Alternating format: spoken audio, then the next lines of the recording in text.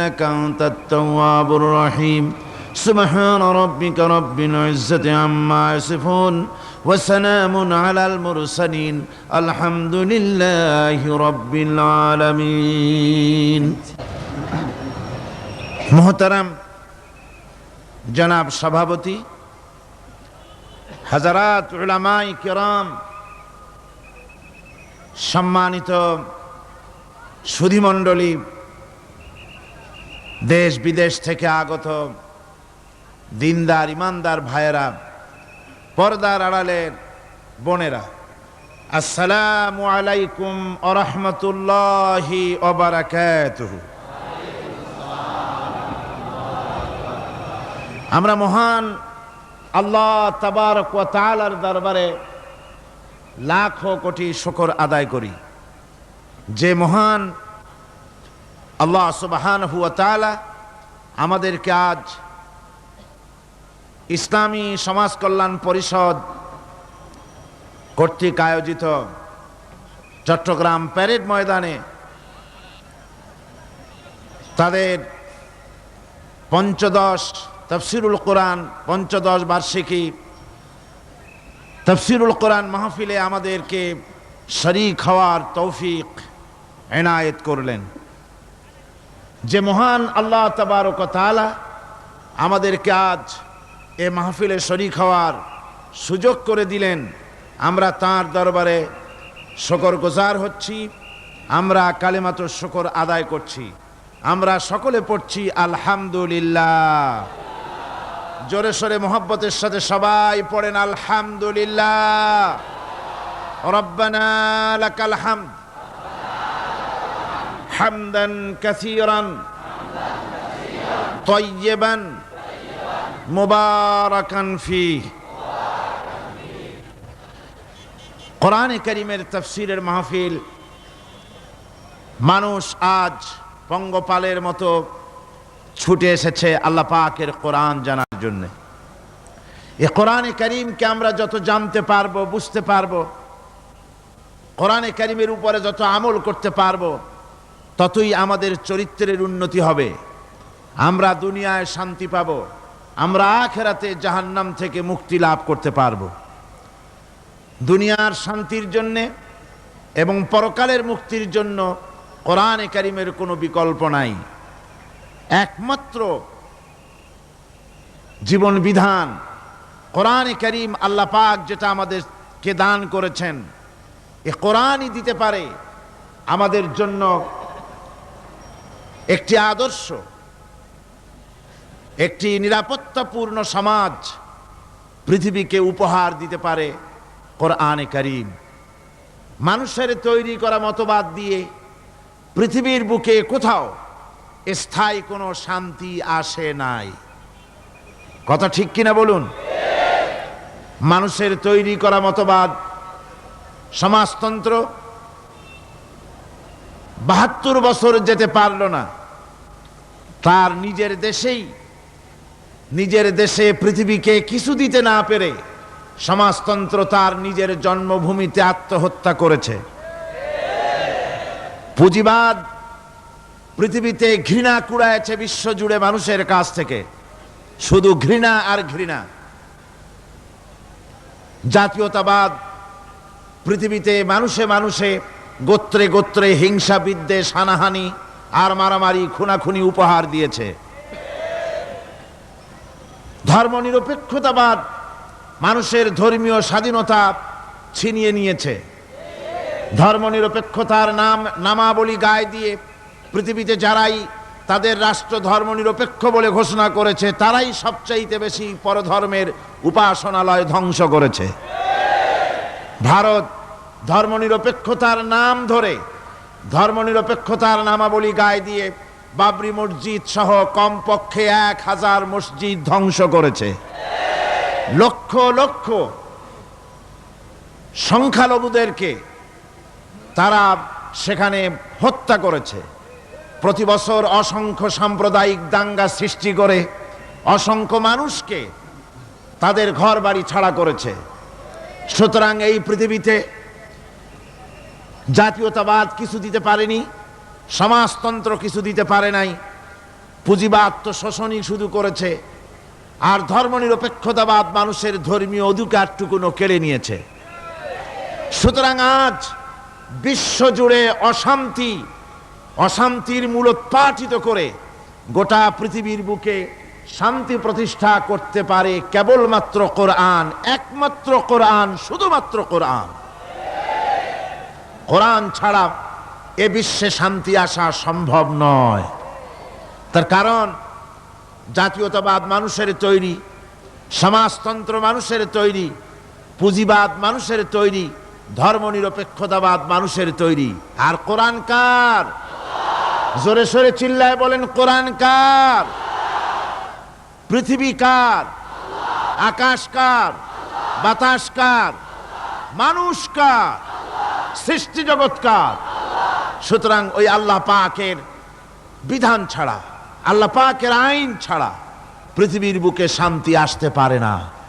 এই কথা যত তাড়াতাড়ি আমার জাতি বুঝবে, যত তাড়াতাড়ি সরকার বুঝবেন, যত তাড়াতাড়ি রাজনীতিবিদরা, বুদ্ধিজীবীরা, আইনজীবীরা, যত তাড়াতাড়ি সাংবাদিক ভাইয়েরা, সাহিত্যিক ভাইয়েরা যত তাড়াতাড়ি কথা বুঝবেন, তত তাড়াতাড়ি জাতির কল্যাণ এবং মঙ্গল ত্বরান্বিত হবে। আর যত দেরিতে বুঝবেন, তত বেশি ভোগান্তি আসবে, তত বেশি মুসিবত হবে, মার খেতে হবে, শান্তি আসতে পারে না। শান্তি দেওয়ার মালিক হচ্ছেন আল্লাহ সুবহানাহু ওয়া তাআলা। সুতরাং সেই শান্তি কিভাবে আসবে, সেই পরিকল্পনাই আল্লাহ রাব্বুল আলামিন কোরআনে কারীমের মধ্যে পেশ করেছেন। আপনারা কি একথা বলতে চান যে কোরআনে কারীম যখন অবতীর্ণ হয়েছিল তার আগে ওই মক্কি জিন্দেগিতে রাসূলের সেই তদানীন্তন আরব সমাজে কোনো কবি ছিল না, সাহিত্যিক ছিল না, জ্ঞানী গুণী মানুষ ছিল না, বুদ্ধিমান ছিল না? এটা কি সত্য? না, সেখানেও জ্ঞানী গুণী ছিল, সেখানেও কবি ছিল, সাহিত্যিক ছিল, সেখানেও বুদ্ধিমান লোক ছিল, বুদ্ধিজীবী ছিল, সবই ছিল। কিন্তু সব থাকা সত্ত্বেও সেখানে নারীর সতীত্বের কোনো মূল্য ছিল না। মানুষকে মানুষ কেনা বেচা করত। মানুষ ছিল পণ্য সামগ্রীর মতো, নারী ছিল ভোগের সামগ্রী, সন্তান উৎপাদনের যন্ত্র। সেখানে হানাহানি, মারামারি, কাটাকাটি, হিংসা জিঘাংসা দিয়েছিল ভরপুর। কিসের কারণে, কোন কারণে এই সমাজটা এত অধপাতিত ছিল? তাদের সব ছিল, একটা জিনিস ছিল না। কটা জিনিস ছিল না? একটা জিনিস ছিল না। যে জিনিসটা ছিল না সেটার নাম হচ্ছে ওহীর জ্ঞান। কি ছিল না বলুন? ওহীর জ্ঞান। সুতরাং ওহীর জ্ঞান যখন নাজিল হলো, ওহী যখন এলো, তখন এই জাতির ভিতরে বিরাট পরিবর্তন এসে গেল। ওহীর মাধ্যমেই, ওহীর জ্ঞানের মাধ্যমেই সেই জাতি চরম উন্নতি লাভ করলো। গোটা পৃথিবীর মাঝে তারা শ্রেষ্ঠত্ব লাভ করলো। দুনিয়ার ভেতরে তারা সবচেয়ে সুন্দর সমাজ সৃষ্টি করতে সক্ষম হলো। যে জিনিস দিয়ে তারা এই সুন্দর সমাজ প্রতিষ্ঠিত করলেন সেটা কি ছিল? জোরে বলেন, কি ছিল? কোরআন ছিল। আজও আমরা যদি আমাদের সমাজে সুখ শান্তি ফিরে পেতে চাই, যদি আমরা সত্যিকারের মানুষের অধিকার ফিরিয়ে দিতে চাই, দুস্থ মানুষের মুখে হাসি ফুটাতে চাই, যদি মানুষ তার দুঃখ দুর্দশা দূর করে সত্যি একটি যুদ্ধ বিগ্রহ বিবর্জিত, ক্ষুধা দারিদ্র বিবর্জিত একটি সুন্দর পৃথিবী, সন্ত্রাস মুক্ত একটি সুন্দর পৃথিবী যদি গড়তে চাই, কোরআন শরীফের বিকল্প কিছুই নাই। কোরআন শরীফের বিকল্প কিছুই নাই। আসুন সেই কোরআন থেকেই আপনাদের সামনে আলোচনা করা হচ্ছে বিগত 3 দিন, আজকে তার 4th দিন। আপনারা আমার সাথে শয়তানের ওয়াসওয়াসা থেকে পানাহ চাওয়ার জন্য পড়ুন, আউযু বিল্লাহি মিনাশ শাইতানির রাজীম, বিসমিল্লাহির রাহমানির রহিম। বিতাড়িত মরদুদ শয়তানের ওয়াসওয়াসা থেকে আল্লাহ পাকের দরবারে পানাহ চাই। পরম করুণাময় আল্লাহ পাকের নামে শুরু করা যাচ্ছে। আর রহমানু আল্লামাল কুরআন খালাকাল ইনসানা আল্লামাহুল বায়ান الشمس والقمر بحسبان والنجم والشجر يسجدان والسماء رفعها ووضع الميزان ألا تطغوا في الميزان وأقيموا الوزن بالقسط ولا تخسروا الميزان والأرض وضعها للأنام فيها فاكهة والنخل ذات الأكمام والحب ذو العصف والريحان فبأي آلاء ربكما تكذبان صدق الله العظيم الرحمن علم القرآن রহমান যিনি কোরআন শিক্ষা দিয়েছেন সুবহানাল্লাহি বিহামদিহি আল্লাহ সুবহানাহু ওয়া তাআলা এই বিশ্ব মানবতার জন্য সমস্ত সৃষ্টি জগতের জন্য যত দয়া করেছেন, যত করুণা করেছেন, যত রহম করেছেন, যত মেহেরবানি করেছেন, তার মধ্যে শ্রেষ্ঠ করুণা আর শ্রেষ্ঠ দয়া কোনটি? কোরআন শিক্ষা দেওয়া। কোনটি জোরে বলেন? কোরআন শিক্ষা দেওয়া আল্লাহ পাকের শ্রেষ্ঠ দয়া। তিনি মেহেরবানি করে আমাদেরকে কোরআন শিক্ষা দিয়েছেন, আমাদেরকে কোরআন দিয়েছেন। সুবহানাল্লাহি বিহামদিহি। এই কোরআনের কথা আমি আপনাদের সামনে গত 3 দিন আলোচনা করে এসেছি। প্রথম দিন বলেছি রহমান আল্লাহ পাকের দয়া সম্পর্কে। দ্বিতীয় দিন বললাম কোরআনে কারিমের পরিচিতি সম্পর্কে। তৃতীয় দিন বললাম যে কোরআন আল্লাহ শিক্ষা দিয়েছেন সেই কোরআনের মর্যাদা, বৈশিষ্ট্য এবং নাজিলের উদ্দেশ্য। আজকে বলবো কোরআনে কারিমের দাওয়াত। কি দাওয়াত নিয়ে কোরআন আমাদের কাছে এসেছে, আমাদের কাছে কি বক্তব্য কোরআনের, মূল বক্তব্যটা কি, সেই মূল বক্তব্যের উপরে আজকে আমরা আলোচনা করব। ওমা তৌফিকি ইল্লা বিল্লাহ সুবহানাকা লা ইলমা লানা ইল্লা মা আল্লামতানা। আল্লাহ পাকের কাছে তৌফিক চাই, তিনি যেন মেহেরবানি করে কোরআনে কারিমের দাওয়াত মানুষের সামনে পেশ করার মতো যোগ্যতা আমাদেরকে দেন এবং শোনার মতো, বোঝার মতো, আমল করার মতো তৌফিক আল্লাহ পাক যেন আমাদেরকে দান করেন। সবাই বলুন আমিন। কোরআনে কারিমের দাওয়াত হচ্ছে তাওহীদ প্রতিষ্ঠা করা। কোরআনের মূল দাওয়াত তাওহীদ প্রতিষ্ঠা করা, শিরক বর্জন করা এবং জীবনের সকল ক্ষেত্রে আল্লাহর গোলামি করা। এই 3টি দাওয়াত। কটি দাওয়াত হলো? 3টি। প্রথম হচ্ছে তাওহীদ প্রতিষ্ঠা করা, 2 নম্বরে শিরক বর্জন করা, 3 নম্বরে জীবনের সকল ক্ষেত্রে গোলামি হবে কার? আল্লাহ পাকের। একটি ইমারত, একটি বিল্ডিং নির্মাণ করতে হলে সর্বপ্রথম তার ভিত্তিকে দৃঢ়ভাবে গঠন করতে হবে, তার ফাউন্ডেশনকে মজবুত করতে হবে। ফাউন্ডেশন যদি দুর্বল হয় তার উপরে সুদৃঢ় ইমারত দাঁড়াতে পারে না। আপনি মনে করেন একটা বিল্ডিং বানাবেন, মাল্টি স্টোর বিল্ডিং, একটি বহুতল বিশিষ্ট একটা দালান বানাবেন।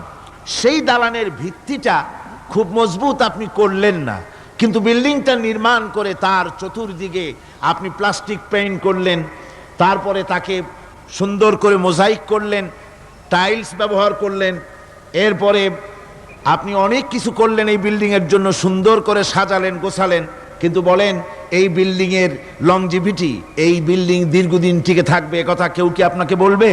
বলবে না, যেহেতু আপনার ফাউন্ডেশন নড়বড়ে, ফাউন্ডেশন মজবুত না।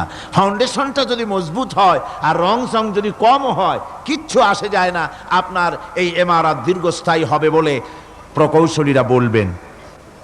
ঠিক অনুরূপভাবে একটি আদর্শিক ইমারতের বেলায়ও একই কথা প্রযোজ্য। একটি আদর্শের ইমারত যদি কেউ গড়তে চায়, তাহলে সে আদর্শ যতই চিত্তাকর্ষক হোক, আকর্ষণীয় হোক, কল্যাণধর্মী হোক, যতক্ষণ পর্যন্ত তার বুনিয়াদ দৃঢ় না হবে, বুনিয়াদ মজবুত না হবে, ততক্ষণ পর্যন্ত সেই আদর্শ দুনিয়ার বুকে টিকে থাকতে পারে না। ইসলাম আল্লাহ প্রদত্ত একটি আদর্শ। ইসলাম কার দেওয়া আদর্শ? আল্লাহ পাকের দেওয়া একটি জীবন ব্যবস্থা। এই জীবন ব্যবস্থার বুনিয়াদ হচ্ছে তাওহীদ, ফাউন্ডেশন হচ্ছে তাওহীদ, ভিত্তি হচ্ছে তাওহীদ। এই তাওহীদ যদি মজবুত হয়, আপনি মজবুত হবেন, সমাজ মজবুত হবে, রাষ্ট্র মজবুত হবে, ঈমান মজবুত হবে, দুনিয়ায় টিকে থাকবেন, শান্তি পাবেন, আখিরাতে জাহান্নাম থেকে মুক্তি পাওয়া যাবে। সুতরাং ইসলাম রূপ ইমারতটি কোথাও নির্মাণ করতে চাইলে সর্বপ্রথম বুনিয়াদ দৃঢ় করতে হবে কিসের বলুন? তাওহীদের। এবং এজন্যে সর্বপ্রথম যে দায়িত্ব আমাদের, সেটা হলো সর্বাবস্থায় শিরক বর্জন করতে হবে। তাওহীদের বিপরীত হচ্ছে, ঈমানের বিপরীত কি? কুফর। ঈমানের বিপরীত কুফর, আর তাওহীদের বিপরীত শিরক। শিরককে সমূলে উৎপাটিত করতে হবে, এর ভিত্তি সহ, এর আস্তানা সহ শিরককে ধ্বংস করতে হবে। জীবনের প্রতিটি স্তর থেকে শিরক মুক্ত জীবন যাপন করতে হবে। এটাই হলো কোরআনে কারিমের দাওয়াত, এটাই হচ্ছে কোরআনে কারিমের সর্বপ্রথম দাওয়াত। কোরআনের মূল বক্তব্য হচ্ছে যে মানব গোষ্ঠীকে শিরক মুক্ত করে আল্লাহর গোলাম বানাও। কোরআনে কারিমে আল্লাহ পাক বলছেন, মা খালাকতুল জিন্না ওয়াল ইনসা ইল্লা লিয়াবুদুন। আমি মানব আর জিন জাতিকে সৃষ্টি করেছি শুধু আমার ইবাদতের জন্য। মা খালাকতুল জিন্না ওয়াল ইনসা, আমি মানুষ এবং জিন জাতিকে সৃষ্টি করি নাই, করেছি শুধুমাত্র ইবাদতের জন্য, অন্য কোনো কারণে করি নাই। কিসের জন্য করেছি? ইবাদতের জন্য, গোলামির জন্য। এই ইবাদত কাকে বলে? ইবাদত এটি হচ্ছে একটি ব্যাপক অর্থবহ শব্দ। এটা হচ্ছে, ইবাদত হচ্ছে আল্লাহর সন্তুষ্টি অর্জন করা জীবনের সকল ক্ষেত্রে। নামাজ, রোজা, হজ, যাকাত, সাদকা, ফিতরা, মাতা পিতার সন্তুষ্টি অর্জন, তাদেরকে ভালোবাসা, সৎ কাজের আদেশ করা, অসৎ কাজে বাধা প্রদান করা, প্রতিবেশীর হক আদায় করা, গরিব দুঃখী এতিমদের হক আদায় করা, আল্লাহর জিকির করা, কোরআনে কারীমকে তিলাওয়াত করা, আমলে সালেহ করা, এ সব কিছু ইবাদতের মধ্যে শামিল। এ সবগুলি কি? ইবাদতের ভেতরে শামিল। এভাবে আল্লাহ এবং তার রাসূলের প্রতি আনুগত্য প্রকাশ করা, আল্লাহর রহমতের আশা করা, আল্লাহকে ভয় করা, আল্লাহর প্রতি বিনয়ী হওয়া এবং আল্লাহর প্রতি একমুখী হওয়া, এ সব কিছুই ইবাদতের মধ্যে শামিল। এগুলি সবই হচ্ছে ইবাদত। এই ইবাদত হতে হবে কেবলমাত্র আল্লাহ পাকের জন্য। যত রাসূল এই পৃথিবীতে এসেছেন, আল্লাহ পাক যত নবী পাঠিয়েছেন, সমস্ত নবীরা মানুষদেরকে এই কথা স্মরণ করায় দিতেই পৃথিবীতে এসেছেন। কথা বুঝতে পেরেছেন? আম্বিয়া আলাইহিমুস সালাম দুনিয়ায় এসেছেন আল্লাহ পাকের বান্দাদেরকে এই কথাগুলি স্মরণ করিয়ে দিতে।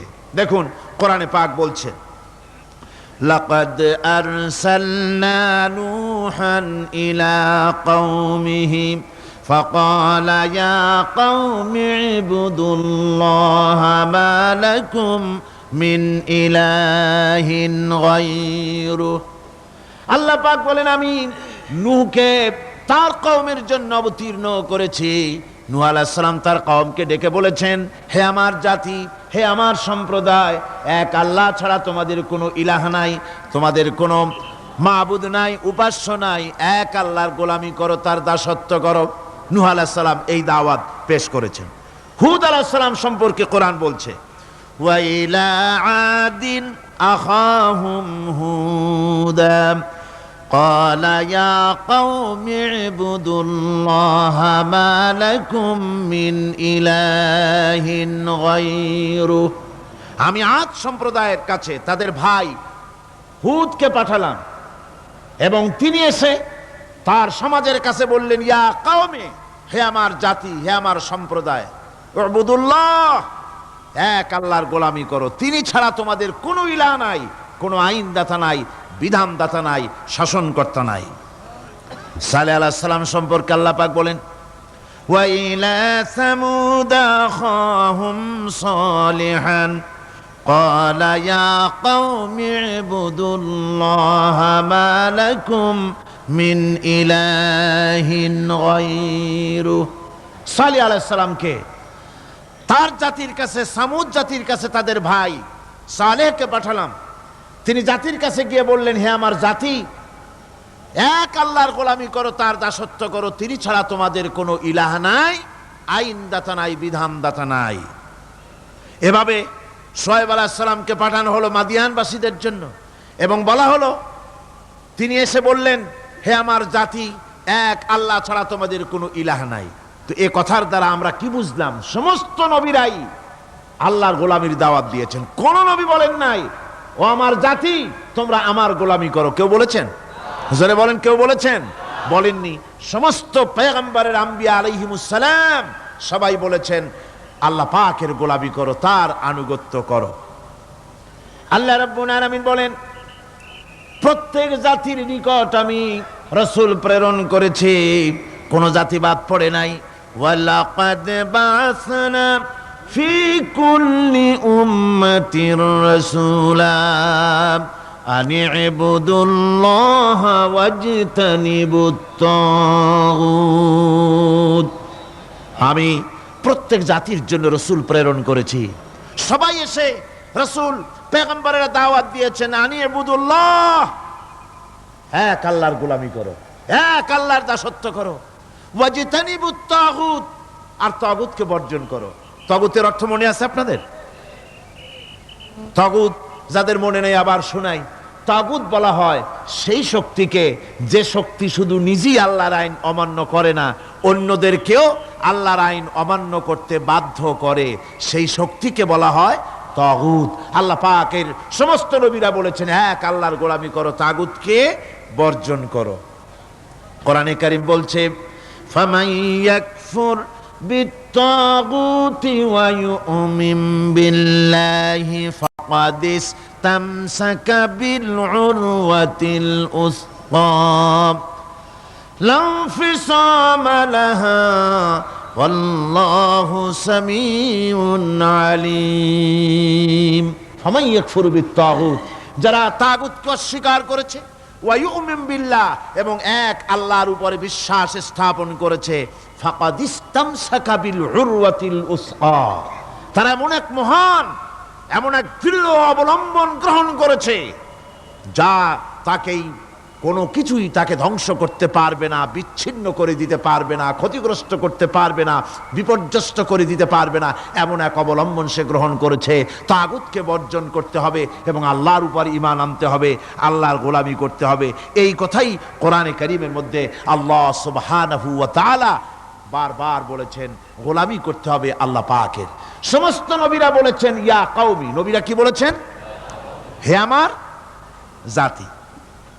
এই দাওয়াত যখন আমাদের নবী দিলেন, বিশ্ব নবী যখন এই দাওয়াত দিলেন, আল্লাহ রাব্বুল আলামিন তার মুখ থেকে এই দাওয়াত যখন পেশ করালেন, তখন তিনি দাওয়াতটা এভাবে দিলেন, ইয়া কওমি বললেন না। হুজুর কি ইয়া কওমি বলেছেন? কখনো বলেন না ইয়া কওমি। আল্লাহ হুজুরের মুখ দিয়ে কথা বের করার নাই, যেহেতু হুজুর তো আঞ্চলিক নবী নন, হুজুর তো গোত্রভিত্তিক নবী নন, রাসূল করিম সাল্লাল্লাহু আলাইহি ওয়াসাল্লাম কোন ভাষাভিত্তিক নবী নন। রাসূল কি নবী? চিল্লায় কোন না। আল্লাহ পাক কোরআনে কারীমের মধ্যে বলেছেন, কুল ইয়া আইয়ুহান নাসু ইন্নী রাসূলুল্লাহি ইলাইকুম জামিআ।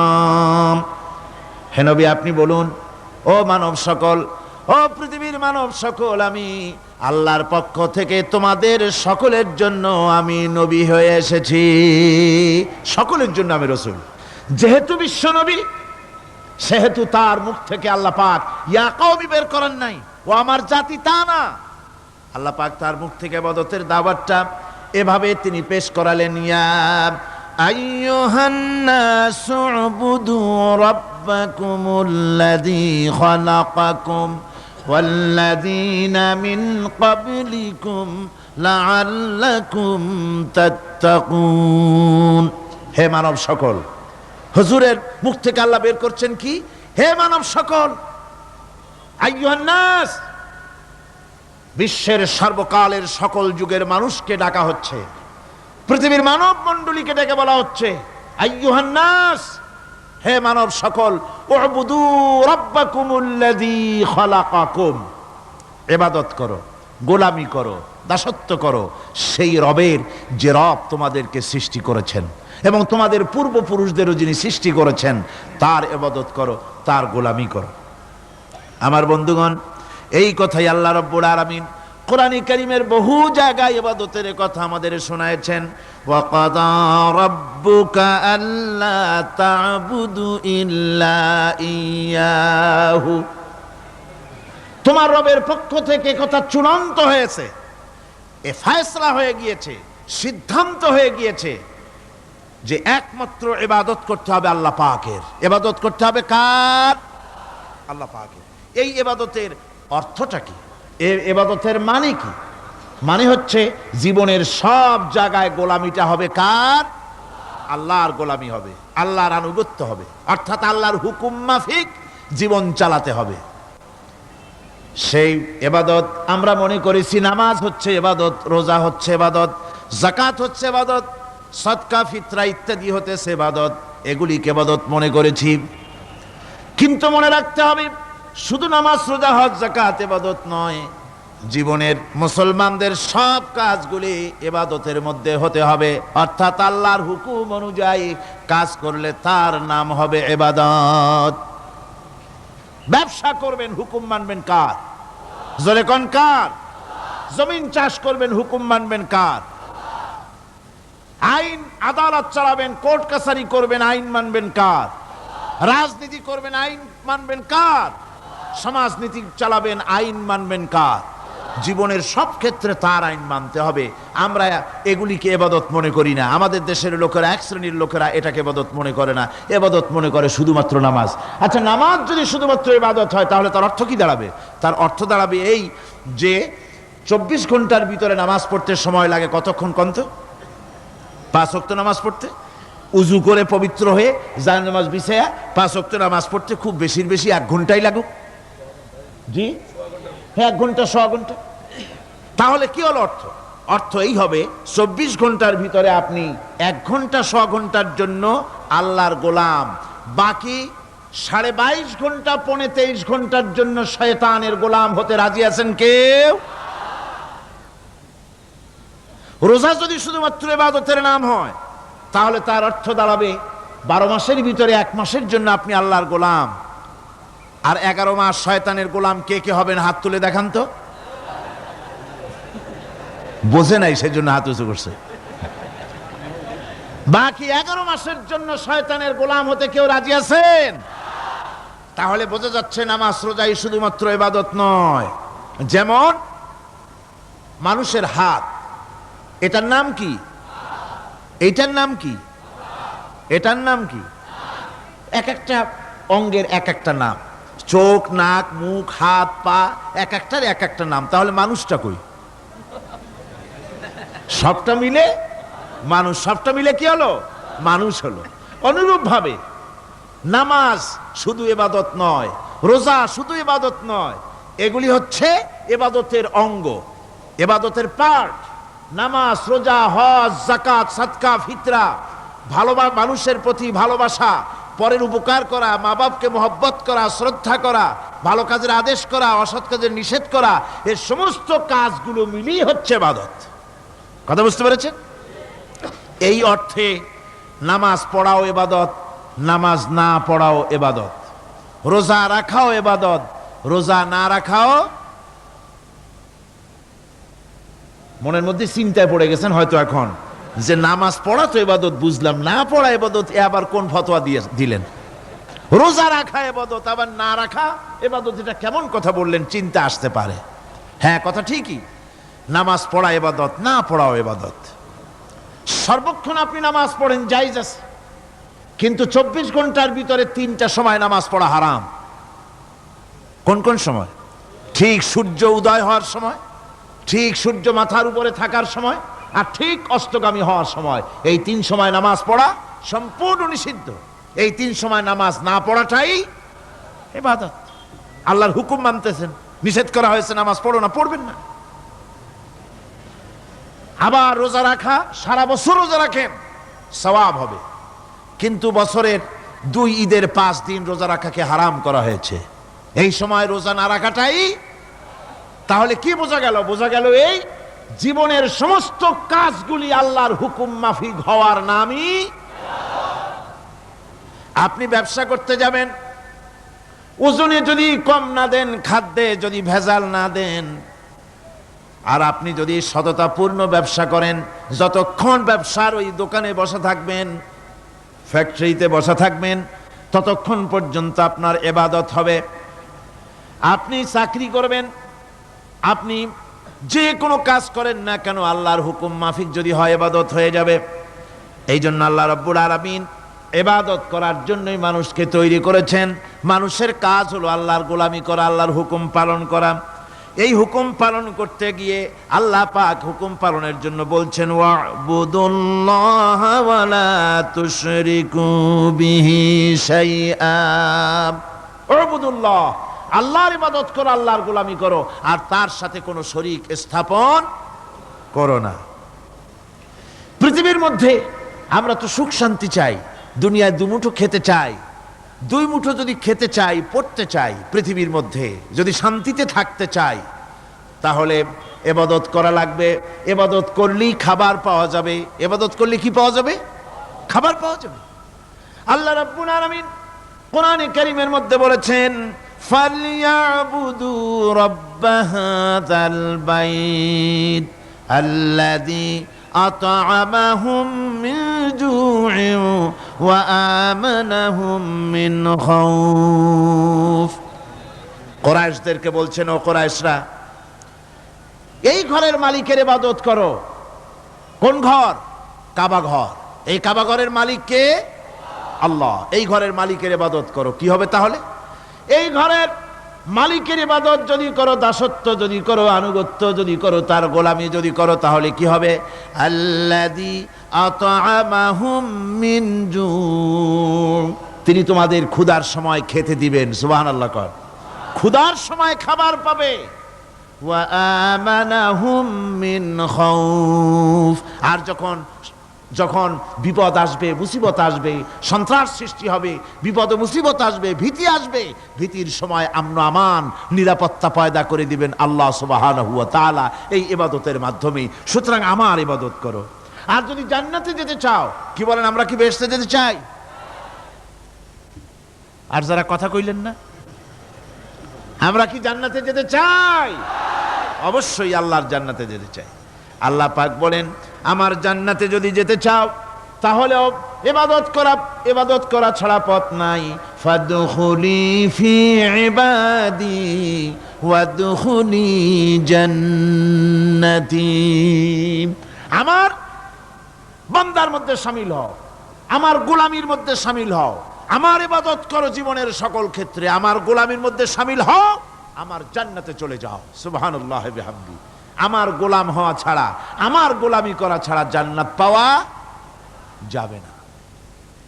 আমার বন্ধুগণ, এবার আল্লাহ রাব্বুল আলামিন বলছেন, যদি আমার সঙ্গে দেখা করতে চাও, আল্লাহর সঙ্গে যদি কোনো বান্দা দেখা করতে চায়, আমরা আল্লাহরে দেখতে চাই কিনা? চাই কিনা আল্লাহকে দেখতে? আল্লাহ পাক বলছেন, আমারে যদি দেখতে চাও, ফামান কানা ইয়ারজু লিকা রাব্বিহি ফালইআমাল আমালান সালিহান ওয়ালা ইউশরিক বিইবাদাতি রাব্বিহি আহাদা। আমার সঙ্গে যদি দেখা করতে চাও, তোমাদের মধ্য থেকে কেউ যদি আমার সাথে দেখা করতে চায়, সে যেন ভালো কাজ করে, ভালো আমল করে, আর আমার ইবাদতের সঙ্গে কাউকে যেন শরীক না বানায়, তাহলেই আমার সঙ্গে কিয়ামতে দেখা হয়ে যাবে। জোরে বলেন সুবহানাল্লাহ। আল্লাহর সঙ্গে দেখা করতে হলে তার ইবাদত করতে হবে, গোলামি করতে হবে, এবং কাউকে শরীক স্থাপন করা যাবে না। এই গোলামি করতে হবে, ইবাদত করতে হবে কতদিন? আল্লাহ রাব্বুল আলামিন বলছেন, ওয়া'বুদ রাব্বাকা হাত্তা ইয়াতিয়াকাল ইয়াকিন। ইবাদত করো, গোলামি করো, যতক্ষণ পর্যন্ত নিশ্চিত সেই সময়টি এসে না যায়, তার মানে মৃত্যু পর্যন্ত আমার গোলামি করতে থাকো। মৃত্যু পর্যন্ত গোলামি হবে কার? আল্লাহ সুবহানাহু ওয়া তাআলা। সেই আল্লাহ পাকের গোলামি জীবনের সকল ক্ষেত্রে করতে হবে, মৃত্যু পর্যন্ত সব ক্ষেত্রে গোলামি হবে আল্লাহর।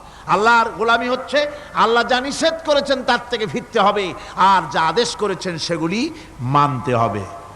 যারা নিজেদের সৃষ্টির উদ্দেশ্য বোঝে না, আল্লাহর সামনে মাথা নত করার পরিবর্তে অহমিকতা করে, অহংকার করে, আল্লাহর সামনে মাথা নত করে না, ইবাদত করে না আল্লাহ, তাদের সম্পর্কে আল্লাহ রাব্বুল আলামিন বলছেন, ইন্নাল্লাযীনা ইস্তাকবিরুনা আন ইবাদাতি সায়াদখুলুনা জাহান্নামা দাখিরিন। যারা আমি আল্লাহর সঙ্গে অহংকার করে, আমার ইবাদত করে না, আমার গোলামি করে না, আমার সামনে মাথা নত করে না, অহংকার অহমিকতা করে যারা জীবন চালায়, আমি কিয়ামতের দিন তাদেরকে লাঞ্ছিত করব আর জাহান্নামে পাঠাবো। যারা আল্লাহর গোলামি করবে না, আল্লাহর ইবাদত করবে না, অস্বীকার করবে আল্লাহর গোলামিকে, অহমিকতা করে চলবে, তাদের জায়গা হবে কোথায়? জাহান্নামের মধ্যে। সুতরাং মানুষের মর্যাদা বাড়ে আল্লাহর গোলামিতে। মর্যাদা বাড়ে কিসে?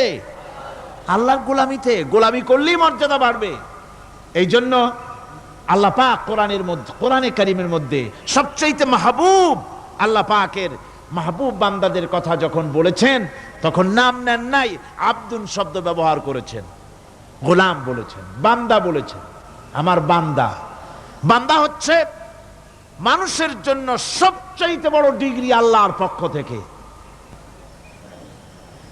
আলিম, উলামা, পীর, বুজুর্গ, সাহাবী, পেগম্বর, নবী, রসুল, সবচাইতে বড় খিতাব হচ্ছে আব্দ, আল্লাহর গোলাম হওয়া। আল্লাহর প্রিয় ডাক হচ্ছে আব্দ। মানুষকে আল্লাহ যাকে সবচেয়ে বেশি ভালোবাসেন, যাদেরকে বেশি ভালোবাসেন, তাদেরকে আব্দ বলেছেন। কি বলেছেন বলুন? আব্দ, বান্দা। আল্লাহ পাক এই পৃথিবীতে সবচাইতে বেশি ভালোবেসেছেন কাকে? মুহাম্মদুর রাসূলুল্লাহ সাল্লাল্লাহু আলাইহি ওয়াসাল্লামকে। তাকে আল্লাহ পাক সবচেয়ে বেশি ভালোবাসেন। এবার দেখুন আল্লাহ রাব্বুল আলামিন তার হাবিবকে কি নাম দিয়ে ডাকতেছেন? নাম নেন নাই, নবী এবং রাসূলও বলেন নাই। কোরআনে কারীমের ভিতরে রাব্বুল আলামিন তার হাবিবকে আব্দ বললেন। যেমন দেখুন, ইন কুনতুম ফি রাইবিম মিম্মা নাযালনা আলা আবদিনা, আমি যে কিতাব নাজিল করেছি আমার বান্দার উপরে, তোমাদের যদি সন্দেহ হয়, এই যে বান্দা আমার আব্দের উপরে নাজিল করেছি, এই আব্দকে মুহাম্মদ রাসূলুল্লাহ সাল্লাল্লাহু আলাইহি ওয়াসাল্লাম আব্দ, অর্থাৎ সবচেয়ে প্রিয় ডাক হচ্ছে আল্লাহর পক্ষ থেকে বান্দার জন্য আব্দ। স্নেহপূর্ণ নাম, স্নেহপূর্ণ ডাক, মহব্বতপূর্ণ ডাক। অন্য আয়াতে আমরা দেখতে পাই, তাবারাকাল্লাযী নাযালাল ফুরকানা আলা আবদিহি লিয়াকুনা লিল আলামিনা নাযীরা। অতীব বরকতপূর্ণ সেই মহান সত্তা যিনি তার বান্দার উপরে ফুরকান নাজিল করেছেন। হুজুরের নাম নেন নাই, রাসূল বলেন নাই, বলেছেন আব্দ। কি বলেছেন? আব্দ, আমার বান্দা। এরপরে আল্লাহ রাব্বুল আলামিন অন্য আয়াতে বলেছেন, সুবহানাল্লাযী আসরা বিআবদিহি লাইলাম মিনাল মাসজিদিল হারামি ইলাল মাসজিদিল আকসা। সমস্ত দুর্বলতা, অক্ষমতা থেকে মুক্ত সেই মহান সত্তা যিনি তার বান্দাকে রাতের একটি অংশে ইসরা করিয়েছিলেন। এখানে আব বলে আল্লাহ পাক বুঝিয়েছেন কার কথা? কার কথা বুঝালেন?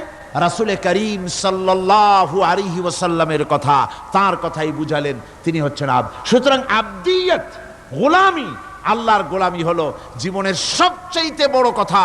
আল্লাহর গোলাম হওয়ার চাইতে বড় আর কিছু নাই পৃথিবীতে। আমরা হচ্ছে আল্লাহর গোলাম।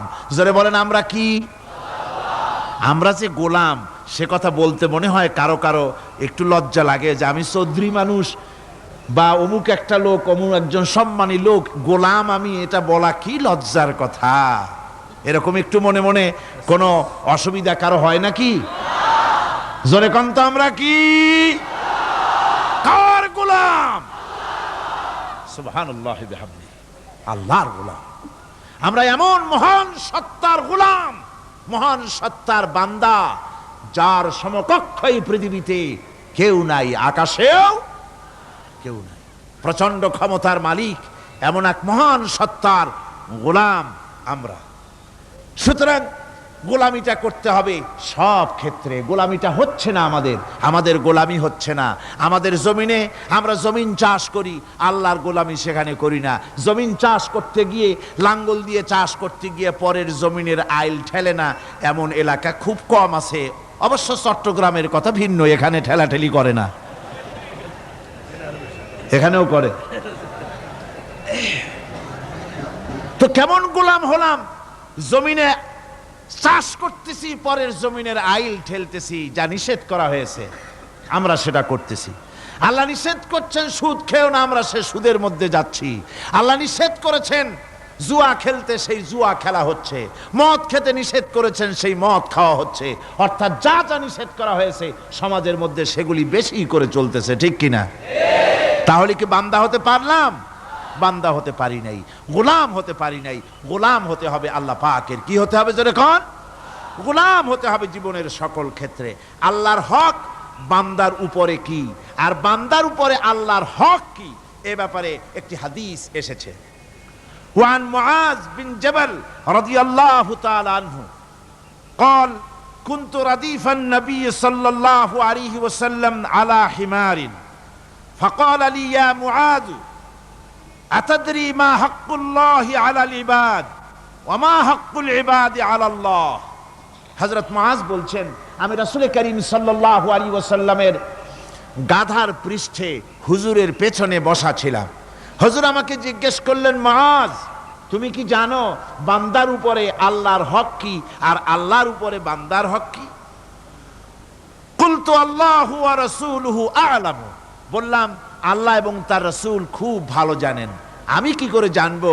আল্লাহ এবং তার রাসূল খুব ভালো জানেন। ক্বালা হাক্কুল্লাহি আলাল ইবাদি আন ইয়াবুদুহু ওয়া লা ইউশরিকু বিহি শাইআ। বান্দার হক হচ্ছে আল্লাহর উপরে এই যে বান্দা গোলামি করবে আল্লাহর, ইবাদত করবে আল্লাহর, আর আল্লাহর সাথে কাউকে শরীক স্থাপন করবে না। এটা হচ্ছে আল্লাহর উপরে কার হক? বান্দার হক। আর আল্লাহর হক হচ্ছে বান্দার উপর কি? ওয়া হাক্কুল ইবাদি আলাল্লাহ আল্লা ইউআযযিবা মান লা ইউশরিকু বিহি শাইআ।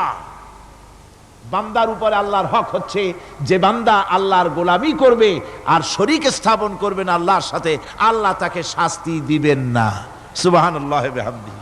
আল্লাহ তাকে আযাব দিবেন না, আল্লাহ তাকে শাস্তি দিবেন না। সুতরাং তাওহীদের আকীদা মজবুত হতে হবে। আখিরাতের কামিয়াবি এর উপরে নির্ভরশীল। আমরা যদি আখিরাতে কামিয়াবি চাই, কি বলেন, আখিরাতে কি আমরা জীবনের সফলতা চাই? জোরে বলেন, সফলতা চাই? আখিরাতের কামিয়াবি যদি চাই, জাহান্নাম থেকে যদি বাঁচতে চাই, বেহেশতে যদি যেতে চাই, তাহলে আকীদাকে মজবুত করতে হবে। আল্লাহর সাথে কাউকে শরীক স্থাপন করা যাবে না।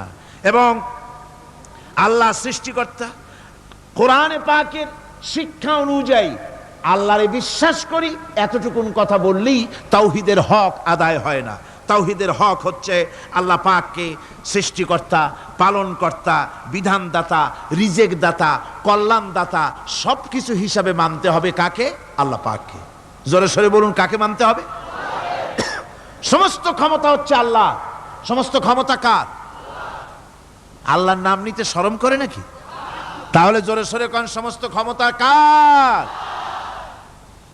আল্লাহ রাব্বুল আলামিনের এত বড় ক্ষমতা, সাগরকে নগর বানাতে পারেন, নগরকে সাগর বানিয়ে দিতে পারেন, এতিমকে রাষ্ট্রের মালিক বানায় দিতে পারেন, ধনীকে গরিব বানায় দিতে পারেন, গরিবকে ধনী বানায় দিতে পারেন, মৃত্যুকে জিন্দা করতে পারেন, জিন্দাকে মৃত্যু করে দিতে পারেন, পথের লোককে ধরে প্রেসিডেন্ট বানায় দিয়া ফুলের মালা দিয়া গলা থেকে পা পর্যন্ত ভরে দিতে পারেন।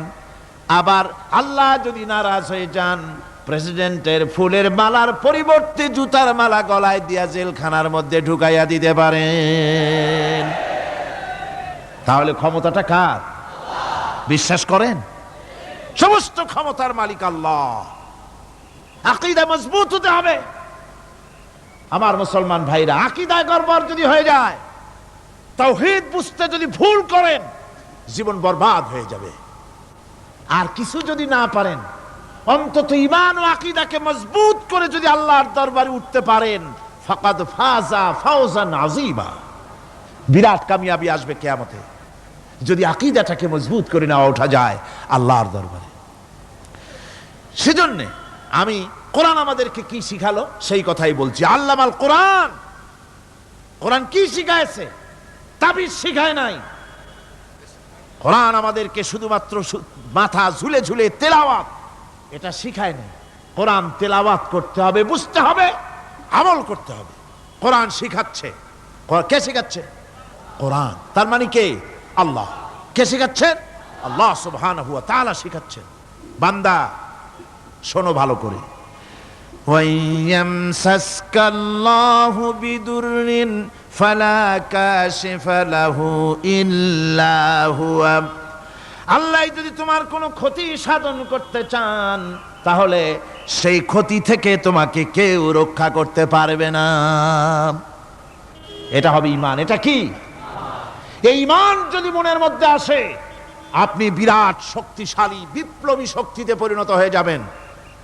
আপনার যদি ঈমান থাকে যে দুনিয়ার কোন গুলির উপরে, কোন বুলেটের উপরে যদি আমার নাম লেখা থাকে, সারা পৃথিবী ওই গুলিবিদ্ধ হওয়া থেকে আমাকে বাঁচাইতে পারবে না। আর কোন গুলির উপরে, কোন বুলেটের উপরে যদি আমার নাম লেখা না থাকে, তাহলে গোটা বিশ্ব একযোগে প্রচেষ্টা করেও আমাকে গুলিবিদ্ধ করতে, এটার নাম কি? ঈমান। তাই আল্লাহ বলছেন যে আমি যদি কারো ক্ষতি করি, তাহলে এই ক্ষতি থেকে তাহলে তাকে কেউ বাঁচাইতে। ওয়াইয়ামসাসকা বিখাইরিন ফাহুয়া আলা কুল্লি শাইইন কাদির। আর আল্লাহ রাব্বুল আলামিন যদি কারো কল্যাণ করতে চান, তাহলে তার কল্যাণকে কেউ ফিরায় দিতে পারে না। কল্যাণ থেকে কেউ তাকে কল্যাণ থেকে মাহরুম করে দিতে পারে না। তার মানে হলো, আল্লাহ যদি কাউকে চুল ধরে, মাথা ধরে, কল্লা ধরে উপরের দিকে টানে, আর দুনিয়া যদি তার পাও ধরে নিচের দিকে টানে, তাহলে দুনিয়া পারবে? পারবে? আল্লাহ কল্যাণ করতে চাইলে কেউ ঠেকাইতে পারবে না, আর আল্লাহ অকল্যাণ করতে চাইলেও তার থেকেও কেউ বাঁচতে। ওয়া হুয়াল কাহিরু ফাওকা ইবাদিহি ওয়া হুয়াল হাকীমুল খাবীর। তিনি তার বান্দাদের উপরে একচ্ছত্র আধিপত্য রাখেন, একচ্ছত্র ক্ষমতার অধিকারী তার বান্দার উপরে।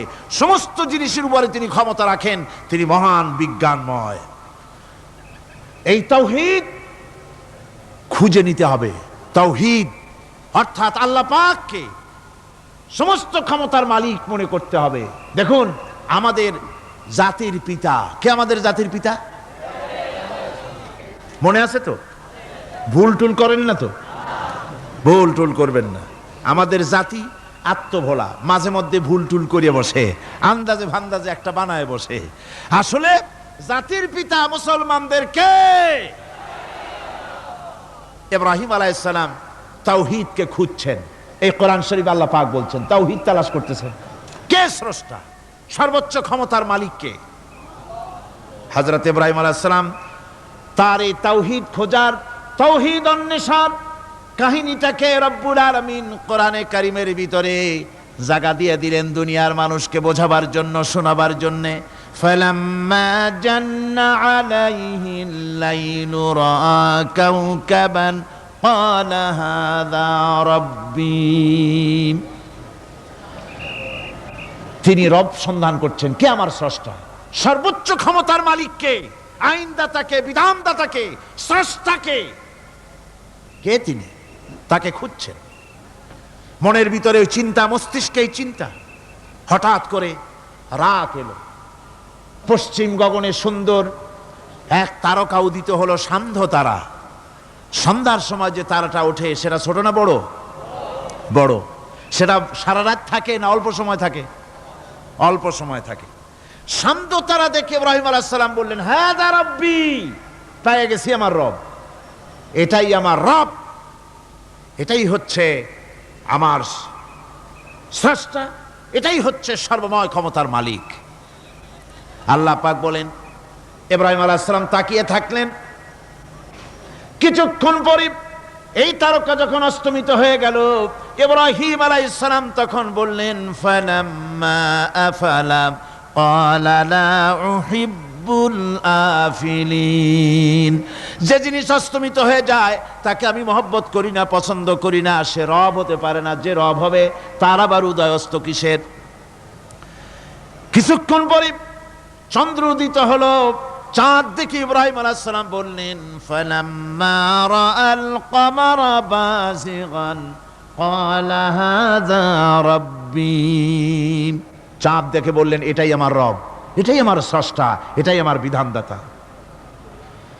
ফালাম্মা আফালা ক্বালা লাইন লাম ইয়াহদিনি রাব্বি লাআকুনান্না মিনাল কওমিদ যাল্লিন। চাঁদ যখন অস্তমিত হয়ে গেল, ইব্রাহিম আলাইহিস সালাম তখন বললেন, আমার প্রকৃত পক্ষের যিনি প্রভু, যিনি আমার রব, তিনি যদি আমারে সত্যিকারের পথ না দেখান তাহলে আমি গোমরাহ হয়ে যাব, গোমরাহদের পথভ্রষ্টের অন্তর্ভুক্ত হয়ে যেতে পারি। চিন্তা করতেছেন আমার রবকে। তারকা দেখলাম অস্তমিত হয়ে গেল, চাঁদ দেখলাম ডুবে গেল, তাহলে আমার রবকে? সকাল চলে যাওয়ার পর যখন দেখলেন পূর্ব দিগন্ত থেকে সূর্য উদিত হয়েছে ডগমগ করে, সূর্যকে দেখে তিনি বললেন, ফালাম্মা রাআশ শামসা বাযিগাতান ক্বালা হাযা রাব্বি হাযা আকবার।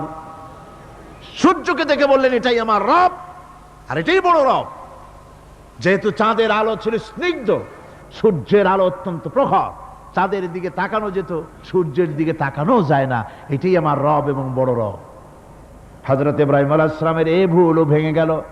সন্ধ্যার আগমনে সূর্য যখন অস্তমিত হয়ে গেল, ইব্রাহিম আলাইহিস সালাম তখন ঘোষণা করলেন, ফালাম্মা আফালাত ক্বালা ইয়া কওমি ইন্নী বারিউম মিম্মা তুশরিকুন।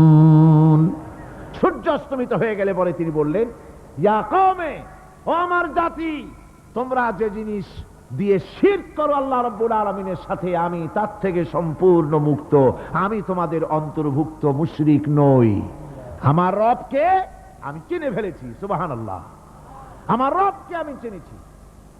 ইব্রাহিম আলাইহিস সালাম ঘোষণা করলেন, ইন্নী ওয়াজ্জাহতু ওয়াজহিয়া লিল্লাযী ফাতারাস সামাওয়াতি ওয়াল আরদা হানিফা। জানেন আপনারা এটা? পড়েন, ইন্নী ওয়াজ্জাহতু ওয়াজহিয়া লিল্লাযী ফাতারাস সামাওয়াতি ওয়াল আরদা হানিফা ওয়ামা আনা মিনাল মুশরিকিন। নিশ্চয়ই আমার এই মুখমণ্ডলকে ফিরাই দিলাম, দুনিয়ার সব দিক থেকে মুখ ফিরাইয়া আমার এই মুখ ফিরালাম সেদিকে, সেই স্রষ্টার দিকে যিনি আকাশ, জমিন, চন্দ্র, সূর্য, গ্রহ, নক্ষত্র, সৌররাজি, মানব মণ্ডলী সব কিছুকে যিনি সৃষ্টি করেছেন, আমি তার দিকে আমার মুখকে ফিরিয়ে দিলাম। তিনি ছাড়া কোনো রব নাই, প্রভু নাই, আর আমি মুশরিকদের অন্তর্ভুক্ত নহি। হযরত ইব্রাহিম আলাইহিস সালাম তাওহীদকে বুঝে ফেললেন, আল্লাহকে চিনে ফেললেন। আমার বন্ধুগণ, আজ মুসলমান হয়ে আমরা আল্লাহকে চিনতে পারি নাই, আল্লাহর ওয়াহদানিয়তকে আমরা বুঝতে পারি নাই। একদিকে আমরা মুসলমানও, আর একদিকে আমরা মূর্তিও গড়ি, আবার মূর্তির পূজাও আমার মুসলমানেরা করে থাকে। জোরে কন নাউযুবিল্লাহ। ভাস্কর্যের নাম করে মূর্তি তৈরি করা হচ্ছে বিভিন্ন জায়গায়, হচ্ছে না? আমার ভাইয়েরা, ভাস্কর্যের নাম করে, চেতনার নাম করে শহরে শহরে, বিশ্ববিদ্যালয়ের অঙ্গনে মূর্তি বানানো হতেছে, আর বলা হচ্ছে অমুক চেতনা, এটা অমুকের চেতনা, তমুকের চেতনা, এটা ভাস্কর্য বলা হতেছে। আসলে সমস্ত মূর্তি হতেছে মূর্তি। এই মূর্তিগুলি বিনাশ করার জন্যই আল্লাহর নবী এসেছিলেন। হুজুরকে প্রশ্ন করা হয়েছে, লিমা বয়স্তা, কেন প্রেরিত হয়েছেন, দুনিয়ায় কেন এসেছেন? নবী বলেছেন, বয়স্তুরে কাসরিল আসনাম, এসেছি পৃথিবীর বুকে মূর্তি বিনাশ করার জন্য। জোরে বলেন সুবহানাল্লাহ। মূর্তি ধ্বংস করার জন্য এসেছি। আল্লামা ইকবাল বিশ্বকবি, কবি সম্রাট আল্লামা ইকবাল বলছেন, বুত সেকন উঠে গয়ে বাকি জু রহে বুতগর হ্যাঁ, বুত সেকন উঠ গয়ে বাকি জু রহে বুতगर है था बेराहिम पेदर और पेसर आजर है। বুত সেকন উঠ গয়ে, যারা প্রতিমা ভাঙতে এসেছিল পৃথিবীতে তারা বিদায় হয়ে গিয়েছেন। আজকে যারা বেঁচে আছে তারা ইসলামের নামে, মুসলমানের নামে প্রতিমা তৈরি করছে, মূর্তি তৈরি করছে। था बेराहिम पेदर और पेसर आजर है। এক সময় ছিল এমন যখন আজরের ঘরে ইব্রাহিম পয়দা হয়েছে, আর আজ ইব্রাহিমের ঘরে আজর পয়দা হচ্ছে। বন্ধুগণ, আল্লাহর ইবাদত পরিপূর্ণভাবে আল্লাহর জন্যই হতে হবে। মূর্তির সাথে, মূর্তি তৈরি করার সংস্কৃতির সাথে মুসলমানদের কোনো সম্পর্ক থাকতে পারে না। জোরে বলেন, পারে? পারে না। বিশ্ববিদ্যালয়ের অঙ্গনে, রাস্তার মোড়ে মোড়ে চেতনার নাম করে মূর্তি যারা বানাচ্ছেন গায়ের জোরে, আল্লাহর কসম, আল্লাহর দরবারে উঠতে হবে একদিন, সেদিন মজা টের পাবে। কারে বলে চেতনা? মূল চেতনা তো সেদিন জাগ্রত হবে। আজকে তো আসল চেতনা আসে নাই, চেতনা হবে সেই দিন। চেতনা কারে কয়? চেতনা কত প্রকার এবং উহা কি কি উদাহরণ সহরে বুঝাইয়া দেওয়া হবে। আমার ভাইরা, মাথা জায়গায় যেয়ে দেখবেন কি, শুধু মাথাই দেখবেন, আপনারও একটা মাথা, দেখবেনও মাথা। আল্লাহ পাক তো গোটা ময়দান ভরে দিয়েছেন, আলহামদুলিল্লাহ। আমি প্রথম দিন বলেছিলাম, কোরআনের মাহফিলের চাইতে শ্রেষ্ঠ মাহফিল আল্লাহর আকাশের নিচে জমিনের উপরে আর নাই।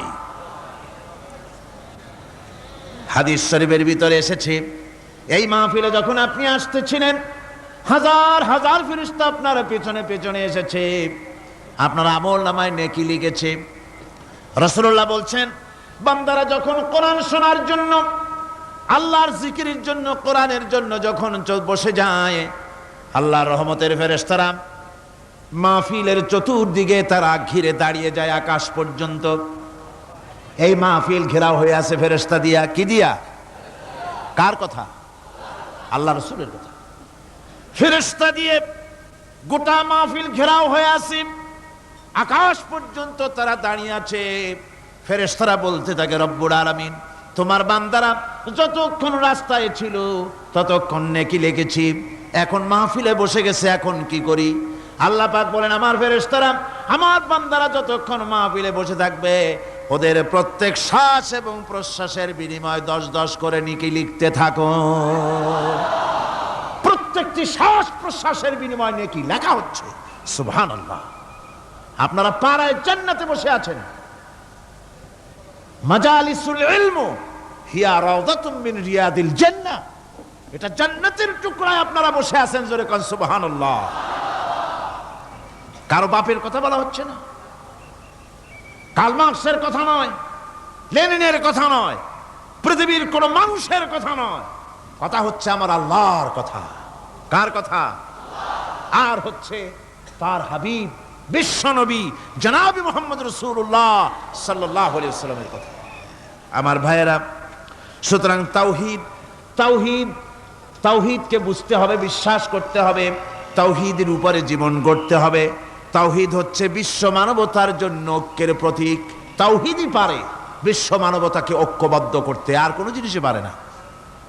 আমার ভাইরা, কোরআনে কারীম বলছে, কুল ইয়া আহলাল কিতাবি তাআলাউ ইলা কালিমাতিন সাওয়াইম বাইনানা ওয়া বাইনাকুম আল্লা না'বুদা ইল্লাল্লাহ। ঐক্যের কথা, বিশ্বব্যাপী মানব মণ্ডলীর ঐক্যের কথা। ইউনিটির কথা, স্বাধীনতার গ্যারান্টির কথা, মানবতার কথা, মানুষকে বেঁচে থাকার কথা। হে নবী বলুন, হে আহলে কিতাবেরা, এসো তোমরা আর আমরা এমন একটা কথায় ঐক্যবদ্ধ হই যা তোমাদের জন্য আর আমাদের জন্য সমভাবে প্রযোজ্য। কথাটা কি? কথাটা হচ্ছে আল্লাহ নাবুদা ইল্লাল্লাহ, আল্লাহ ছাড়া কারো গোলামি করব না, আল্লাহ ছাড়া কারো গোলামি করব না। এটা মানো। ও দুনিয়ার মানুষ, খ্রিস্টান হও, ইহুদি হও, হিন্দু হও, নাসারা হও, আওয়ামী লীগ হও, বিএনপি হও, জাসদ হও, খাসদ হও, বাসদ হও, যেই হও না কেন, যারা মানুষ সব এক হয়ে যাও, আল্লাহ ছাড়া কারো গোলামি করব না।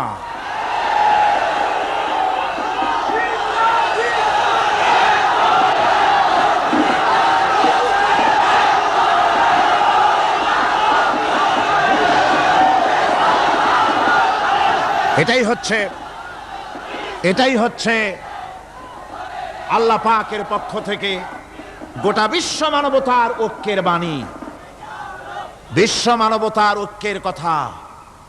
আল্লাহ নাবুদা ইল্লাল্লাহ, আল্লাহ ছাড়া কারো গোলামি করব না। এ কথা মানতে কারো অসুবিধা আছে? তিনি স্রষ্টা সুবহানাহু ওয়া তাআলা। তিনি বলছেন, পৃথিবীর মানুষেরা তোমাদের সৃষ্টি করেছি আমি, সুতরাং ঘোষণা করো আল্লাহ ছাড়া কারো গোলামি করব না, সকলের জন্য। কি সুন্দর কথা, সাওয়াইম বাইনানা ওয়া বাইনাকুম, তোমাদের জন্য আর আমাদের জন্য সমান। তোমরাও আল্লাহরে মানো, আমরাও আল্লাহরে মানি, সুতরাং আল্লাহর গোলামি করতে অসুবিধা কোথায়? ওয়ালা নুশরিকা বিহি শাইআ, আর আল্লাহর সাথে কারো শরীক স্থাপন করো না। ওয়ালা ইয়াত্তাখিযা বা'দুনা বা'দান আরবাবাম মিন দুনিল্লাহ, আর আল্লাহ ছাড়া কাউকে রব বলে মেনে নেব না, সুপার পাওয়ার বলে মেনে নেব না, আইনদাতা বিধানদাতা হিসেবে মেনে নেব না।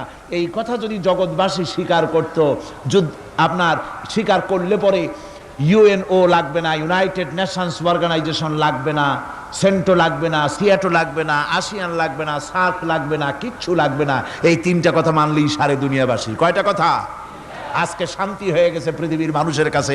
সোনার হরিণ, সোনার হরিণ আছে নাকি? নাই। সোনার হরিণ যেমন ঘোড়ার ডিম, ঘোড়ার ডিম বোঝেন তো, নামে আছে কাজে নাই। সোনার হরিণ ওই রকম। শান্তি আজকে পৃথিবীর মানুষের কাছে সোনার হরিণ। শান্তির জন্য কত চেষ্টা করলো পৃথিবীর মানুষ। লিগ অব নেশনস তৈরি হলো, ইউনাইটেড নেশনস অর্গানাইজেশন তৈরি হলো, সেন্টো সিয়াটো আসিয়ান সার্ক, কত কিছু হলো। 7টা দেশ মিলে সার্ক তৈরি করলো। শান্তির জ্বালায় আমরা অস্থির নাকি আমার বন্ধুগণ? সুতরাং আজকে 3টা কথায় পৃথিবীর শান্তি ফিরে আসতে পারে। কয়টা কথা? মাত্র 3টি কথায় এই উত্তপ্ত পৃথিবী, অশান্ত পৃথিবী, পৃথিবীর এই অশান্তিময় প্রজ্বলিত পৃথিবী, মানুষেরা যেখানে জ্বলছে আর জ্বলছে, সেই পৃথিবীতে শান্তি আসতে পারে মাত্র 3টি কথায়। আল্লাহ নাবুদা ইল্লাল্লাহ, আল্লাহ ছাড়া কারো গোলামি করব না, আর আল্লাহর সাথে কাউকে শরীক স্থাপন করব না, আল্লাহ ছাড়া কারো প্রভুত্ব মানব না। 3টা কথায় পৃথিবীতে আবার শান্তি ফিরে আসতে পারে। সুতরাং আমি তাওহীদের কথা আপনাদের বলতেছিলাম। কিসের কথা বলতেছি? তাওহীদ। তাওহীদ প্রতিষ্ঠিত হলে কেউ কারো উপরে প্রভুত্ব করতে পারবে না। এখন আল্লাহর তাওহীদের স্বরূপ ছোট্ট একটি সূরার মধ্যে ফুটে উঠেছে। আল্লাহর প্রভুত্ব কায়েম হলে অসুবিধা হয় না কেন? কারণ হলো দুনিয়ায় মানুষ যত আছে, সমস্ত মানুষের দুর্বলতা আছে। আছে তার দুর্বলতা। আমি এই দৃষ্টান্তটা আরো 1 বছর মনে হয় এখানে দিছিলাম, আবারও বলি। সেটা হলো এই যে এই চট্টগ্রামে মেয়র পদে নির্বাচনের কি কয়, সিটি কর্পোরেশনের নির্বাচন আসছে না? মেয়র পদে অনেকে দাঁড়াইছেন, দাঁড়াইয়া সব নির্বাচনী ওয়াদা করছেন। কেউ বলছে চট্টগ্রামকে সোনা দিয়ে মুড়িয়ে দেব, কেউ বলছে চিটাগং শহরকে আপনাদের লোট্টা ফিশার কেনা লাগবে না, বাড়ি বাড়ি পৌঁছায় দেবো, শুটকি মাছ খাওয়াই দেবো খুব ভালো করিয়া, রাস্তাঘাটের অভাব হবে না, আনন্দের চোটে, ফুর্তির চোটে, আরামের চোটে শুধু শীত হয়ে মরবেন। বুঝলেন, নানান রকমের ওয়াদা করছেন তারা। এই নির্বাচনী ওয়াদা করা হচ্ছে। আজ একজন মেয়রকে যদি দায়িত্ব দেওয়া হয় যে চট্টগ্রামে 6 বছরের যত বাচ্চা আছে এই বাচ্চাদের মধ্যে কমলা লেবু বিতরণ করতে দায়িত্ব দিলাম আপনাকে, আপনি একজন মেয়র পদ প্রার্থী, 40 ট্রাক কমলা সিলেট থেকে আনা হয়েছে, সব বাচ্চাদেরকে 6 বছরের বাচ্চাদেরকে একটা একটা করে দিবেন। এই কমলা বিতরণ করতে গিয়ে যদি দিতে দিতে যখন তিনি দেখবেন যে ওনার নিজের ছেলে সামনে এসেছে, বোনের ছেলে সামনে এসেছে, ভাইয়ের ছেলে সামনে এসেছে, তখন অন্যের চাইতে নিজের ছেলেকে, বোনের ছেলেকে 2টা কমলা বেশি দিতে ইচ্ছে করবে না? করবে কিনা? সামান্য কমলা বিতরণ করতে গিয়ে যদি বোনের ছেলেকে নিজের ছেলেকে বেশি দিতে ইচ্ছে করে, সেই মানুষের হাতে দেশের আইন তৈরি করার, সংবিধান তৈরি করার দায়িত্ব পৃথিবীতে কোথাও দেওয়া যেতে পারে না। এই জন্যই আইন তৈরি করেছেন এমন সত্তা যার ছেলে নাই, যার মেয়ে নাই, যার বউ নাই, যার আত্মীয় স্বজন নাই। সুবহানাল্লাহি ওয়া বিহামদি। তিনি কে? আল্লাহ রাব্বুল আলামিন নিজের এই তাওহীদের কথাটা ছোট্ট সূরার ভিতরে ফুটায় তুলেছেন। কুল হুয়াল্লাহু আহাদ। জানেন কিনা? পড়েন সবাই। কুল হুয়াল্লাহু আহাদ আল্লাহুস সামাদ লাম ইয়ালিদ ওয়া লাম ইউলাদ ওয়া লাম ইয়াকুন লাহু কুফুয়ান আহাদ। হে নবী, আপনি বলে দেন আল্লাহ এক এবং একক, তিনি নিরঙ্কুশ, তার কোনো সন্তান কাউকে জন্ম দেন নাই, তাকেও কেউ জন্ম দেয়নি, আকাশ এবং জমিনে তার সমকক্ষ কেউ নাই। তিনি কারো মুখাপেক্ষী নন, তিনি কাউকে জন্ম দেন নাই, তাকেও কেউ জন্ম দেয়নি, আকাশ আর জমিনে তার সমকক্ষ কেউ নাই। সুতরাং ওই আল্লাহ সুবহানাহু ওয়া তাআলা তাকে মানতে হবে, তার কথাই শুনতে হবে, তার গোলামি করতে হবে, তাহলেই শান্তি আসবে, আল্লাহর মেহেরবানি আসবে জীবনের সকল ক্ষেত্রে। আল্লাহ মাত্র এক, তার ক্ষমতা গুণাবলীতে কোনো অংশীদার নাই। আল্লাহ কয়জন? আল্লাহ কয়জন? এক আল্লাহ, অদ্বিতীয়, তার কোনো শরীক নাই, তার কোনো অংশীদার নাই।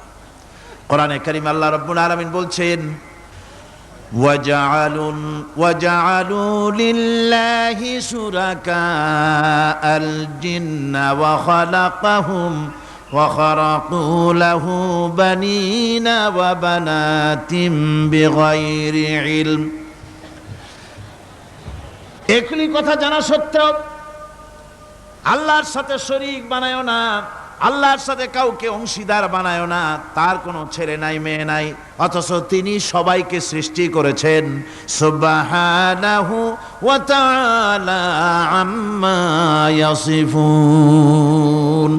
পবিত্রতা সেই আল্লাহ পাকের, এবং তিনি তার সম্পর্কে যে চিন্তা করে লোকেরা যা কিছু বলে, এর থেকে আল্লাহ পাক ঊর্ধ্বে। আল্লাহর সন্তান স্থাপন করে তারা বলে যে আল্লাহর ছেলে আছে। নাউযুবিল্লাহ।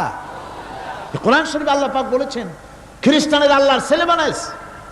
ওয়াকালাতিন নাসারাল মাসীহ ইবনুল্লাহ। খ্রিস্টানেরা বলেছে মসিহ হচ্ছে আল্লাহর পুত্র। নাউযুবিল্লাহ। আবার ইহুদিরা তারা বসে থাকলো না, ইহুদিরা বলল ওয়াকালাতিল ইয়াহুদু উযাইরুন ইবনুল্লাহ। ইহুদিরা বলল উযাইর হচ্ছে আল্লাহর পুত্র। নাউযুবিল্লাহ।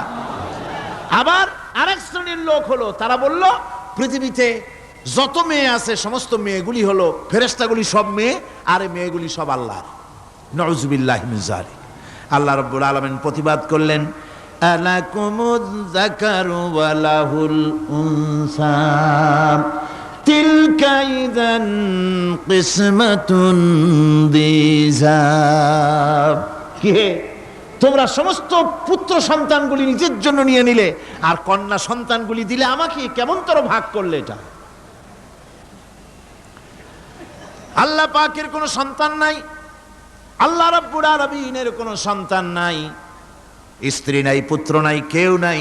আল্লাহ পাক বলেন বাদিউস সামাওয়াতি ওয়াল আরদ, আসমান এবং জমিনের উদ্ভাবক হচ্ছেন তিনি। আন্না ইয়াকুনু লাহু ওয়ালাদুন ওয়া লাম তাকুন লাহু সাহিবা, তিনি তো, তার সন্তান হবে কি করে? তার তো জীবন সঙ্গিনী নাই, তার তো স্ত্রী নাই। আল্লাহ বলছেন আমার তো স্ত্রী নাই, অথচ তোমরা আমার সন্তান বানাচ্ছ। অথচ আমি সব কিছুকেই সৃষ্টি করেছি, সবকিছুর স্রষ্টা কে? যালিকুমুল্লাহু রাব্বুকুম লা ইলাহা ইল্লা হুয়া খালিকু কুল্লি শাইইন ফা'বুদুহু ওয়া হুয়া আলা কুল্লি শাইইন কাদির। যালিকুমুল্লাহু রাব্বুকুম, তিনি এই হচ্ছে তোমাদের আল্লাহ, তিনি তোমাদের রব, তিনি ছাড়া কেউ নাই, সব কিছুর স্রষ্টা তিনি, তারই ইবাদত করো। সব জিনিসের উপরে একমাত্র তিনি ক্ষমতা রাখেন, তার চাইতে ক্ষমতাশীল, ক্ষমতাধারী, শক্তিশালী পৃথিবীতে আর কেউ হতে পারে না। আমার বন্ধুগণ, আল্লাহ রাব্বুল আলামিনের শক্তি, তার ক্ষমতার কথা আল্লাহ পাক আরেকটি আয়াতের মধ্যে বলেছেন, যে আয়াতটা নামাজের পরে আমরা পড়ি। কি আয়াত কোন তো? বলতে পারবেন? প্রত্যেক নামাজের পরে পড়ি আয়াতুল কুরসি। আয়াতুল কুরসি এমন একটা আয়াত, এই আয়াতটি সম্পর্কে রাসূল করিম সাল্লাল্লাহু আলাইহি ওয়াসাল্লাম বলেছেন, ফরজ নামাজের পরে, প্রত্যেক ফরজ নামাজের পরে যে ব্যক্তি আয়াতুল কুরসি পড়বে, আল্লাহ রাব্বুল আলামিন কিয়ামতের দিন আল্লাহর তার প্রতি দায়িত্ব হবে একটাই, যে আল্লাহ পাক ওই ব্যক্তিকে জান্নাত দিয়ে দিবেন। সুবহানাল্লাহ। কেন? এই আয়াতের মধ্যে কি আছে? এই আয়াতে আছে আল্লাহ পাকের তাওহীদের কথা স্পষ্ট করে বলা হয়েছে। আল্লাহু লা ইলাহা ইল্লা হুয়াল হাইয়ুল কাইয়্যুম। পড়েন সবাই, আল্লাহু লা ইলাহা ইল্লা হুয়াল হাইয়ুল কাইয়্যুম। আল্লাহ তিনি, যিনি ছাড়া কোনো ইলাহ নাই, তিনি সদা জাগ্রত, তিনি চিরঞ্জীব। লা তাখুযুহু সিনাতুন ওয়ালা নাওম। আল্লাহ ঘুমায়, আল্লাহ তন্দ্রা যান, আল্লাহ জিমায়, আল্লাহর জিমানি নাই, আল্লাহর তন্দ্রা নাই, আল্লাহ ঘুমান না। সুবহানাল্লাহি ওয়া বিহামদিহি। অহরহ তার সামনে রয়েছে গোটা পৃথিবী, গোটা আকাশ জমিন, সমস্ত সৃষ্টি জগৎ তার সামনে। তিনি ঘুমান না, তার কোনো তন্দ্রা নাই, তার কোনো নিদ্রা নাই। আল্লাহ কোথায় আছে? আল্লাহ কোথায়? এটি আকীদার প্রশ্ন, এটি আকীদার প্রশ্ন। আপনাকে বুঝতে হবে, জানতে হবে আল্লাহ কোথায়। আল্লাহ পাক হচ্ছেন আলাল আরশি ইস্তাওয়া। আল্লাহ পাক আরশে আজিমে সদা সর্বত্র বিরাজিত। এ কথার অর্থ কি? এটার অর্থ হলো আল্লাহ পাকের ইলম মুহাইয়া করে রেখেছে গোটা সৃষ্টি জগৎকে, তার ইলমের ভিতরে রয়েছে সব। কথা বুঝতে পেরেছেন? যদি বলেন আল্লাহ সব জায়গায় আছে, তাহলে তো পানির মধ্যে, বাথরুমের মধ্যে, ঘরের মধ্যে, সব জায়গায় আল্লাহ পাককে থাকতে হয়। যে সব জায়গা অবাঞ্ছনীয়, অবান্তর জায়গা, সেসব জায়গায় আল্লাহকে থাকতে হয়। মূল কথা হচ্ছে আল্লাহ সব জায়গায় আছেন, তার অর্থ আল্লাহ পাক আরশের উপরে আছেন, আরশে ইস্তাওয়া, তিনি সর্বত্র বিরাজমান। এ কথার অর্থ হলো আল্লাহর ইলমে, আল্লাহর জ্ঞানের মধ্যে, আল্লাহর নজরের সামনে, আল্লাহর চোখের সামনে গোটা সৃষ্টি জগৎ রয়েছে। সুবহানাল্লাহ ওয়া বিহামদিহি। সুতরাং তার ঘুম নাই, তার নিদ্রা নাই, তার তন্দ্রা নাই। তাই বলে মাঝে মধ্যে খুব ক্লান্ত হন নাকি?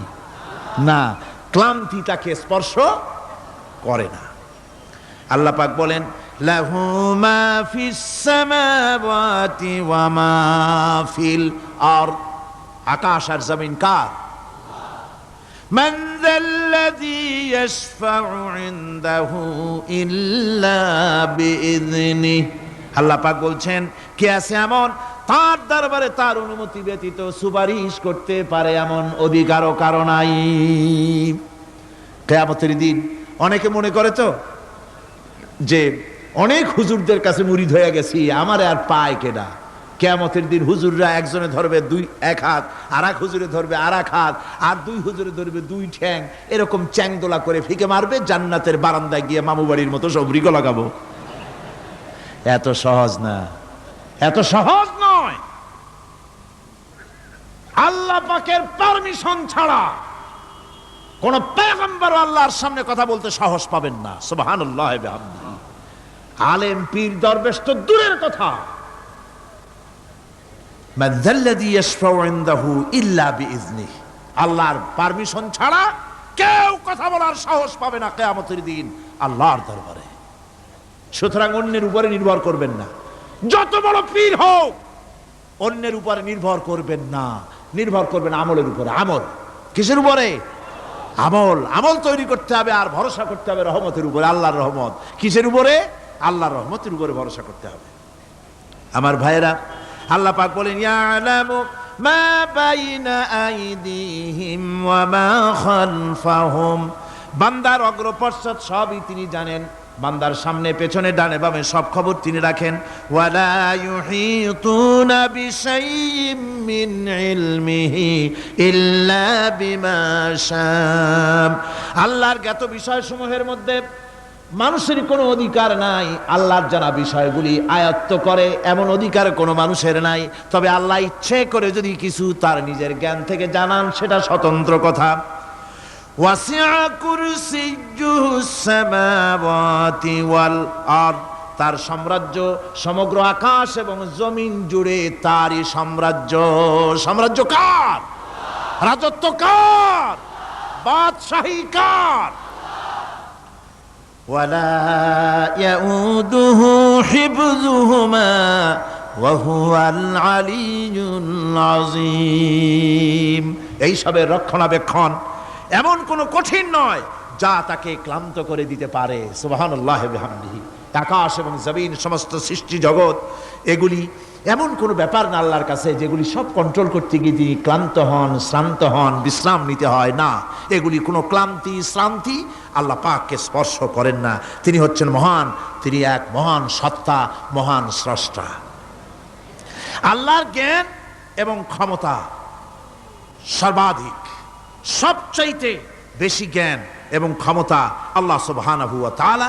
তার চাইতে বড় ক্ষমতা, তার চাইতে বেশি জ্ঞান আর কারো হতে পারে না।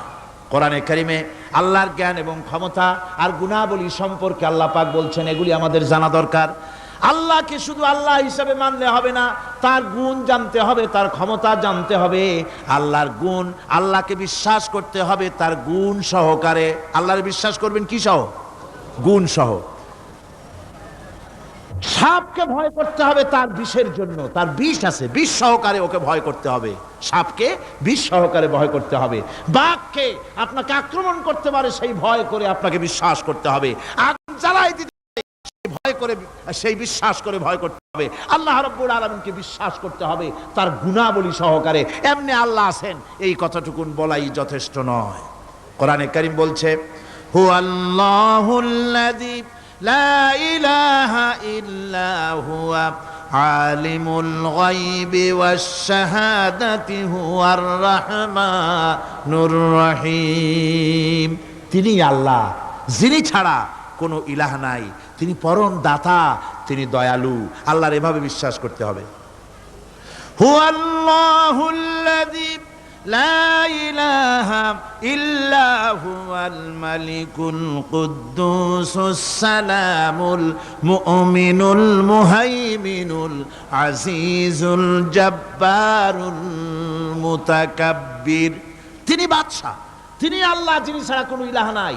তিনি বাদশা, তিনি মহান, তিনি পবিত্র, তিনি শান্তির ধারক, তিনি নিরাপত্তার আধার, রক্ষণাবেক্ষণকারী একমাত্র তিনি। তিনি পরাক্রমশালী, সর্বজয়ী, তার উপরে কারো কোনো ক্ষমতা নাই। সুবহানাল্লাহি আম্মা ইউশরিকুন। আল্লাহ পাক পুত পবিত্র তারা যে সমস্ত জিনিস দিয়ে আল্লাহর সাথে শরীক স্থাপন করে। হুয়াল্লাহুল খালিকুল বারিউল মুসাউবিরু লাহুল আসমাউল হুসনা। তিনি আল্লাহ, যিনি সৃষ্টিকারী, যিনি পরিকল্পনাকারী, আকার আকৃতি রচনাকারী। তার অনেক সুন্দর সুন্দর নাম রয়েছে আল্লাহ পাকের। সুতরাং আপনারা মুনাজাত করার সময়, দোয়া করার সময়, আল্লাহ বাগদাদের ওসিলায় আমারে মাফ করো, খাজা বাবার ওসিলায় মাফ করো, আজমিরের ওসিলায় মাফ করো না, হারাম। মুসলমান বলবে আল্লাহ তোমার রহমান নামের ওসিলায় আমারে মাফ করো। সুবহানাল্লাহ পড়েন, জোরে কান সুবহানাল্লাহ। আল্লাহ তোমার রহিম নামের ইজ্জতে আমাকে মাফ করো, তোমার জালালের ইজ্জতে আমাকে মাফ করো। তুমি গফুর, তুমি গফার, তুমি আল্লাহ, তোমার চাইতে বড় কেউ নাই। আল্লাহ তোমার ইজ্জত, তোমার শানের কসম, তোমার শানের ওসিলায় তুমি আমাকে মাফ করে দাও। তোমার শান, তোমার বরকত, তোমার রহমান নামের বরকতে আল্লাহ আমি গরিব মানুষ, আমারে পয়সা দাও, আমি ঋণগ্রস্ত, আমাকে ঋণ মুক্ত করে দাও। এইভাবে আল্লাহ পাকের, আল্লাহ বলেছেন আমার আসমাউল হুসনা, আমার সুন্দর সুন্দর নাম আছে, ফাদউ বিহা, আমার নাম সুন্দর সুন্দর নাম দিয়ে আমারে ডাকো। বলেন সুবহানাল্লাহ। কার নাম ধরে ডাকবেন? কার নাম ধরে ডাকবেন? খবরদার ভুল করবেন না, খবরদার ভুল করবেন না। আল্লাহকে দিয়ে ডাকুন, আল্লাহর কাছে বলুন সব কথা। কাকে বলবেন? ইউসাব্বিহু লাহু মা ফিস সামাওয়াতি ওয়া মা ফিল ইউসাব্বিহু লাহু মা ফিস সামাওয়াতি ওয়াল আরদ ওয়া হুয়াল আজিজুল হাকীম। আসমান জমিনে যা কিছু আছে সব আল্লাহর পবিত্রতা ঘোষণা করছে, আল্লাহর তাসবিহ পড়ছে। তুমি শুধু গাফেল, তুমি আল্লাহরে ডাকো না। তোমার মরণ হয় গিয়ে কোথায় কবর আছে, মাজার আছে, ওই সব জায়গায় গিয়ে মরো আল্লাহরে থুইয়া। আজীব তামাশা, আজীব তামাশা। দুনিয়ার সব আল্লাহর জিকির করছে, আল্লাহর স্মরণ করছে, আল্লাহর তাসবিহ পড়ছে। জোরে কোন সুবহানাল্লাহ। আমার ভাইরা, আমরা কার কথা বলছি? মোহাব্বতের সাথে বলেন কার কথা? আমার আল্লাহকে কেউ যদি অন্তরের অন্তঃস্থল থেকে একবার যদি ডাকে আল্লাহ, আমার ভাইরা, মনের ডাক আর মুখের ডাক একরকম। दिल से जो बात निकलती है असर रखती है पर नहीं मगर ताकते परवाज रखती है। অন্তর থেকে যে কথা বেরোয় সে কথা প্রভাব বিস্তার থাকে, ডানা নাই কিন্তু ওড়ার ক্ষমতা রাখে।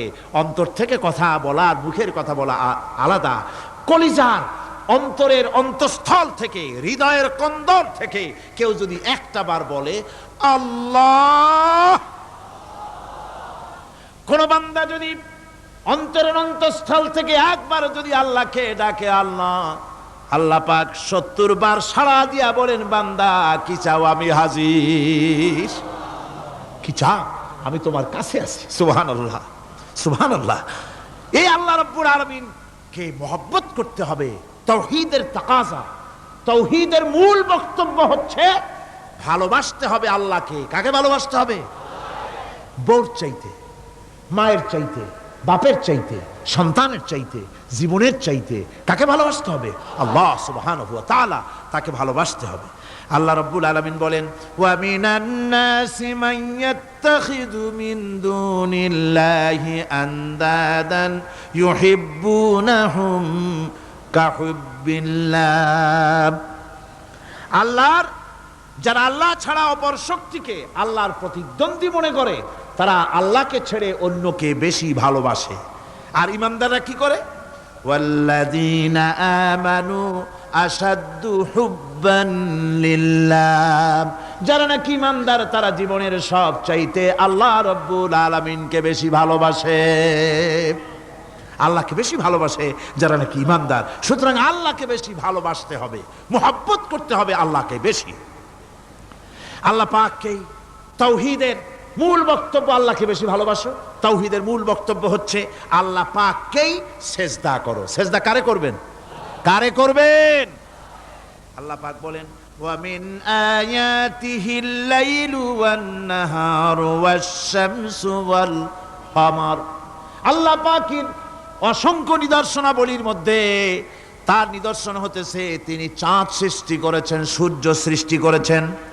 লা তাসজুদু লিশ-শামসি ওয়ালাল কমার ওয়াসজুদু লিল্লাহিল্লাযী খালাকাহুন্না ইন কুনতুম ইয়্যাহু তা'বুদুন।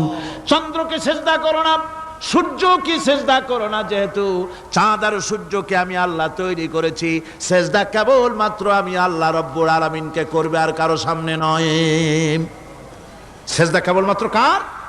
আমার দেশের লোকেরা বোঝে না, অনেক পীর সাহেবের সামনে গিয়াও কি করে, আবার কদম বুসিও করে। কদম বুসি করতে গিয়া সিজদার মতো হয়ে যায়, মাথা নিচু করে। যে ব্যক্তি কদম বুসি করতে গিয়া মাথা নিচু করলো আর যার করলো সে যদি বাধা না দিল, তাহলে সে কদম বুসি যে করলো আর বাধা যে দিল না, দুইজন কুফরির মধ্যে শামিল হয়ে গেল। সিজদা কাউকে করা যাবে না আল্লাহ ছাড়া। কাকে করতে হবে? একবার রাসূল করিম সাল্লাল্লাহু আলাইহি ওয়াসাল্লাম যাচ্ছিলেন পথ দিয়া, জঙ্গল থেকে একটা উট বেরিয়ে এসে হুজুরের পায়ের উপরে চুমা খাইলো, সিজদার মতোই করলো। সাহাবায়ে কিরাম বলেন, ইয়া রাসূলুল্লাহ, জঙ্গলি উটের কি খুশকিসমত, হুজুরের পায়ের উপরে চুমা খাইলো, মাথা লাগালো। হুজুর যদি অনুমতি দিতেন আপনারে সিজদা দিয়ে আমরা ধন্য হতাম। নবীজি বলেন, খবরদার, এই পৃথিবীর কোন মানুষ কোন মানুষকে সিজদা দিতে পারে না। আমি যদি কোনো মানুষকে মানুষের জন্য সিজদা করা জায়েজ করতাম, তাহলে দুনিয়ার সমস্ত নারীদের বলতাম স্বামীর সামনে সিজদা দিতে। সিজদা হবে কেবলমাত্র কার? আর কারো হতে পারে না। সুতরাং আল্লাহ কি সিজদা দিতে হবে? তাওহীদের মূল বক্তব্য, আল্লাহকে ভালোবাসো, আল্লাহরে সিজদা দাও, আর নামাজ প্রতিষ্ঠা করো। কি করো? ওয়া নাখতারতুকা ফাসতামি' লিমা ইউহা। আমি তোমাকে নবী হিসাবে বেছে নিয়েছি, সুতরাং কান পেতে কান লাগায়া ওহীর কথাগুলা শোনো। কি কথা? ইন্নানি আনাল্লাহ লা ইলাহা ইল্লা আনা। ওহীর কথাগুলি কান পেতে শোনো, নিশ্চয়ই আমি আল্লাহ, আমি ছাড়া কোনো ইলাহ নাই। ফা'বুদনি ওয়া আকিমিস সালাতা লিযিকরি। অতএব আমার গোলামি করো, আমার দাসত্ব করো, আমার আনুগত্য করো, আর আমার শরণার্থে নামাজ কায়েম করো, নামাজ প্রতিষ্ঠা করো। মুসলমানদের জীবনে সর্বশ্রেষ্ঠ ইবাদত কোনটি? চিল্লায় কোন কোনটি? আহা, এই নামাজ সর্বশ্রেষ্ঠ ইবাদত। যে নামাজ, সেই নামাজ আমার দেশের মুসলমানেরা ট্রেনে দেখবেন, ট্রেনে যখন যান দেখবেন নামাজের রক্ত হলে কয়টা মুসলমানের নামাজ পড়ে। লঞ্চে যান, স্টিমারে যান, দেখবেন কয়জনে নামাজ পড়ে। বাজার ঘাটে যান, দেখবেন কয়জনে নামাজ পড়ে। নামাজ নাই, নামাজ নাই। লা দীনা লিমান লা সালাতা লাহু। যে ব্যক্তি নামাজ পড়ে না তার কাছে ধর্ম নাই, ঈমান নাই, কিচ্ছু নাই। যে ব্যক্তি ইচ্ছে করে, মান তারাকা সালাতান মুতাআম্মিদান ফাকাদ কাফারা, যে ব্যক্তি ইচ্ছে করে নামাজ ছেড়ে দিল সে কাফের হয়ে গেল। জোরে বলেন, কি হয়ে গেল? সে কুফরি করল। আল্লাহ নবী বলেছেন, যে ব্যক্তি ইচ্ছে করে নামাজ ছেড়ে দেয়, আল্লাহ রাব্বুল আলামিন আর তার রাসূলের সাথে তার সমস্ত সম্পর্ক ছিন্ন হয়ে যায়, কোনো সম্পর্ক আর থাকে না। এই নামাজ, নামাজ রাসূল করিম ইন্তেকালের সময় শেষ কথা বলেছেন, স্ত্রীর কথা না, মেয়ের কথা না, আত্মীয়দের কথা না, জীবনের শেষ কথা সালাত, আসসালাতু মা মালাকাত আইমানুকুম। নামাজ, নামাজ। আমার বন্ধুগণ, জীবনের শেষ নামাজটি আল্লাহ নবী মসজিদে নববীতে যেতে পারেন নাই, যেতে পারছেন না, হাঁটতে পারেন না। দুইজন সাহাবীর কাঁধের উপরে ভর করে কষ্ট করে তিনি পৌঁছেছেন, বক্তব্য রাখলেন, ও আমার সাহাবীরা, আল্লাহ রাব্বুল আলামিন এই জমিনে তার এক বান্দাকে জাগতিক সব সম্পদ দিয়েছিলেন। সেই বান্দা জাগতিক সমস্ত সম্পদকে উপেক্ষা করে এক আল্লাহর সঙ্গে দেখা করার জন্য প্রস্তুতি নিয়েছেন।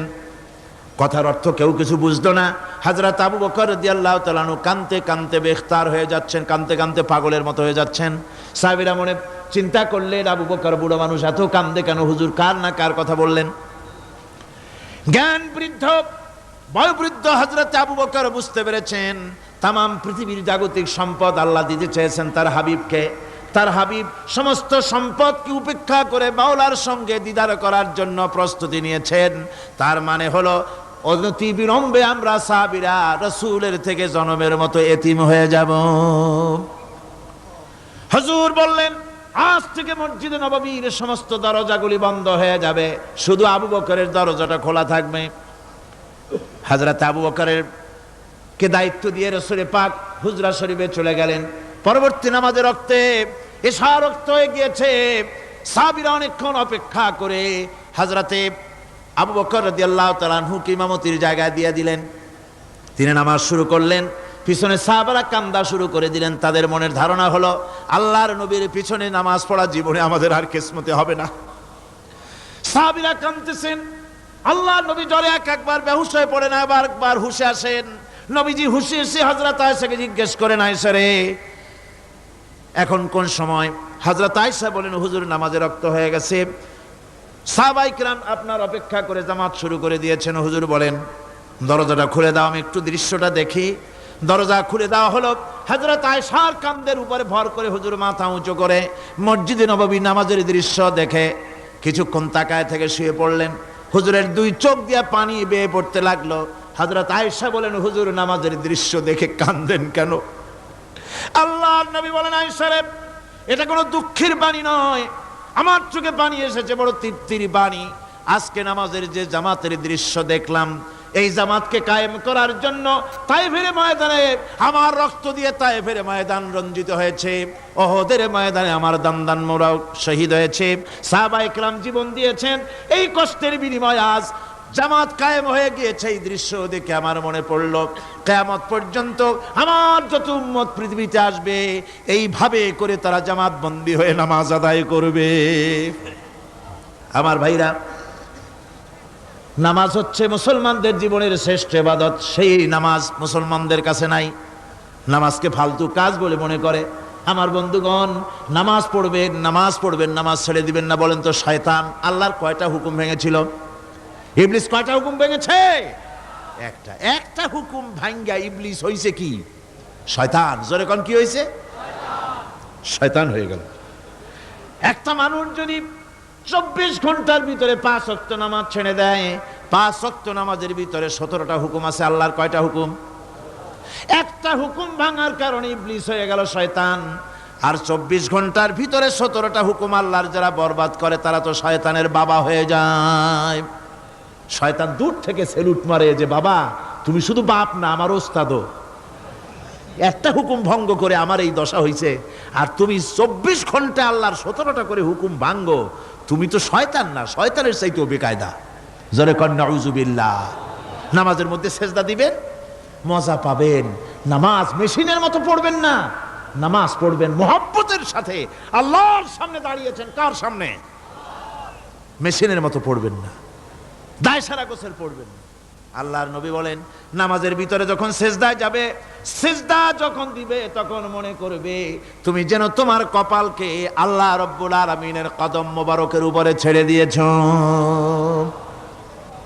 নামাজ ছেড়ে দিবেন না। 5 ওয়াক্ত নামাজ আমার যুবক ভাইয়েরা, সর্বশ্রেণীর মুসলমান ভাইয়েরা 5 ওয়াক্ত নামাজ বা জামাত আদায় করবেন। রাজি আছেন? রাজি আছেন? কারা কারা রাজি দেখতে চাই? আলহামদুলিল্লাহ, হাত নামান। জোরে কোন আলহামদুলিল্লাহ, হাত নামান। এতদিন যে নামাজ পড়েন নাই, আল্লাহ যেন মাফ করে দেন। জোরে কোন আমিন।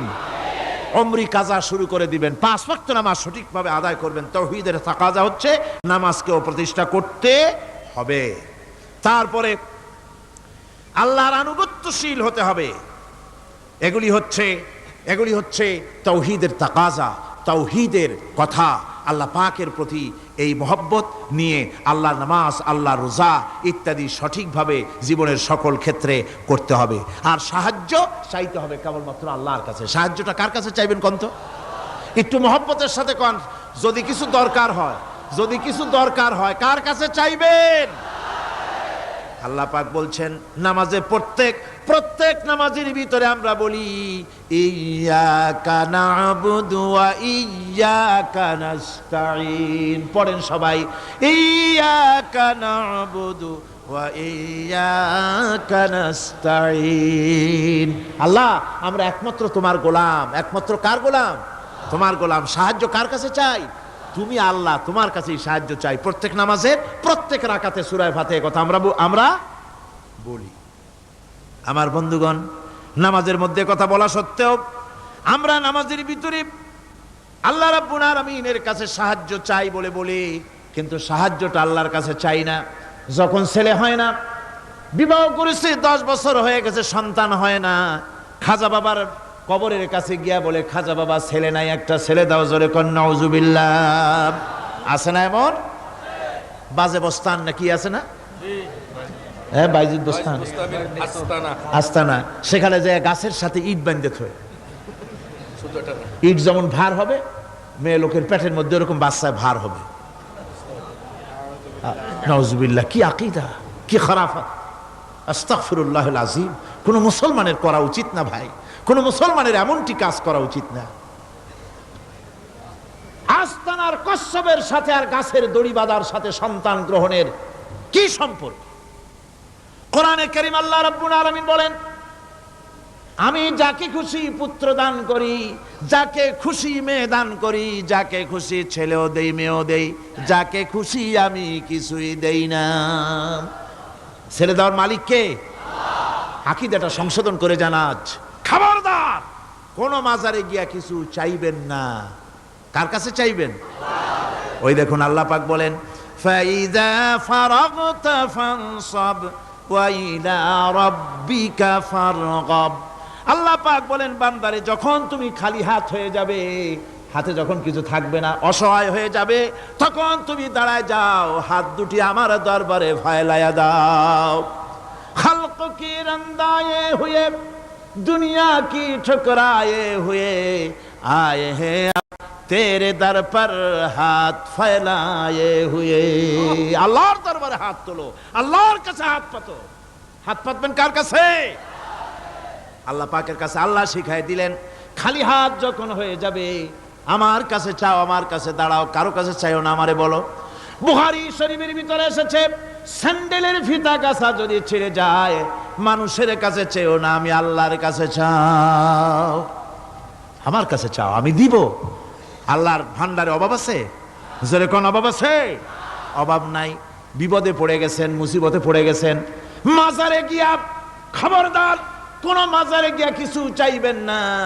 মাজারে গিয়া নিজের প্রয়োজনের কথা বলবেন না। পরিষ্কার হারাম, হারাম কোনো সন্দেহ নাই।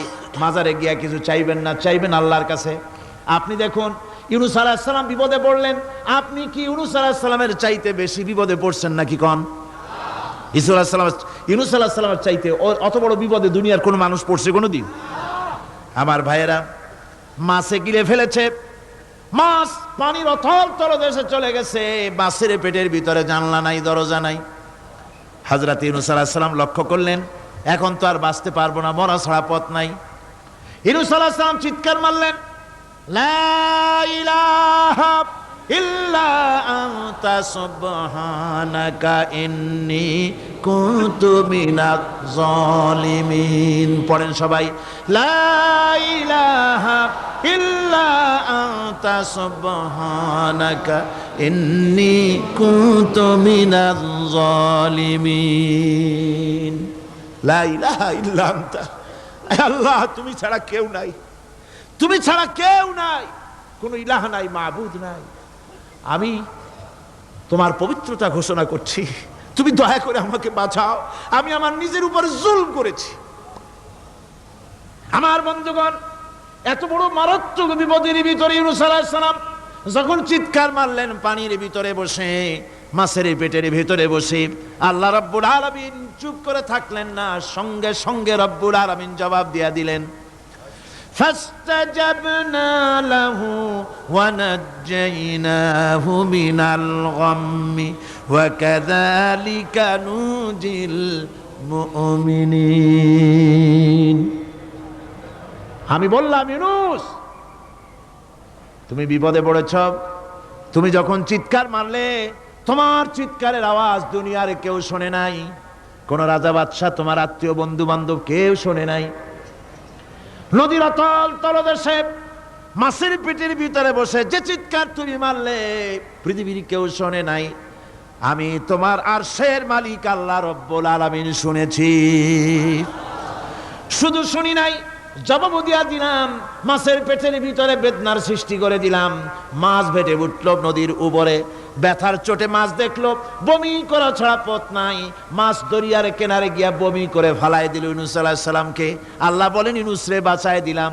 ও পৃথিবীর মুমিনেরা, শুধু ইউনূসকে নয়, পৃথিবীর মুমিন বান্দারা যখন বিপদে পড়বে আর আমার কাছে যদি তারা প্রার্থনা করে, আমার কাছে সাহায্য চাই, ওয়া কাযালিকা নুজিল মুমিনিন, এইভাবে করে আমি মুমিনদেরকেও বিপদ থেকে বাঁচাইয়া দিব। জোরে কান সুবহানাল্লাহ। ওয়াদা কার? ওয়াদা কার? সুতরাং মাজারে নয়, মসজিদে গিয়া কানবেন। কোথায় গিয়া কানবেন? কোথায়? মসজিদে গিয়া কানবেন।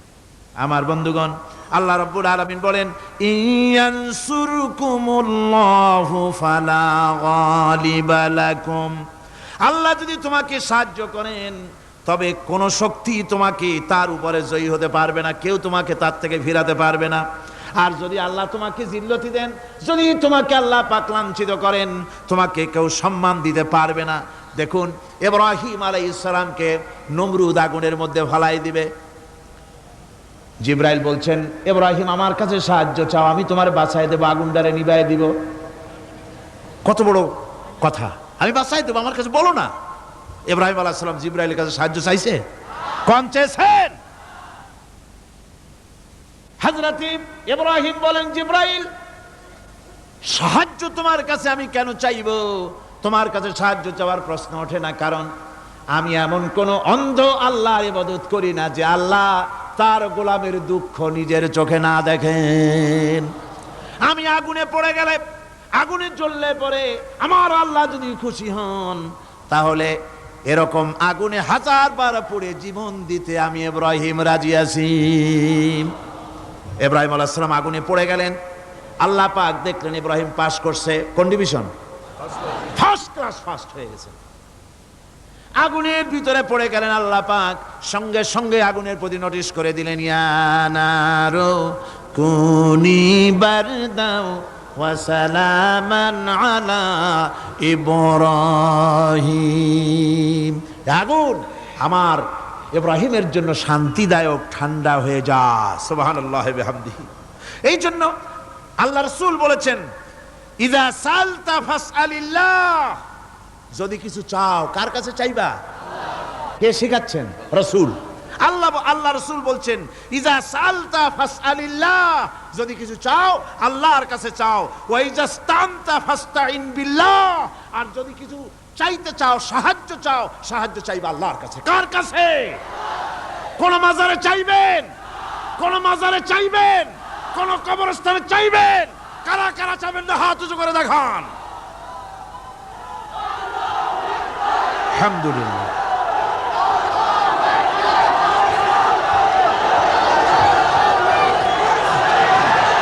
আলহামদুলিল্লাহ। ও ভাই বসেন, বসেন। আমি তো দাঁড়াইতে কই নাই, দাঁড়ান কেন? এই তো শেষ করে দিচ্ছি। বিরক্ত হচ্ছেন নাকি? বিরক্ত হচ্ছেন? শেষ হয়ে এলো, একটুখানি জিকির করেন আল্লাহর। আল্লাহ আল্লাহ আল্লাহ আল্লাহ।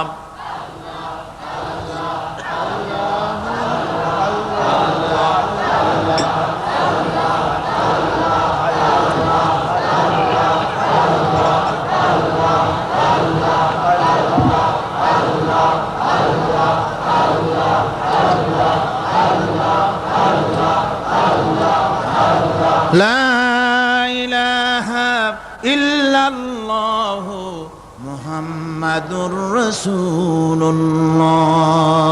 ভাইরা, এতক্ষণ আমি যা বললাম, আর রহমান আল্লামাল কোরআন, আল্লাহ আমাদের কোরআন শিখাইছেন। দয়াবান মেহেরবান তিনি আমাদের কোরআন শিখাইছেন।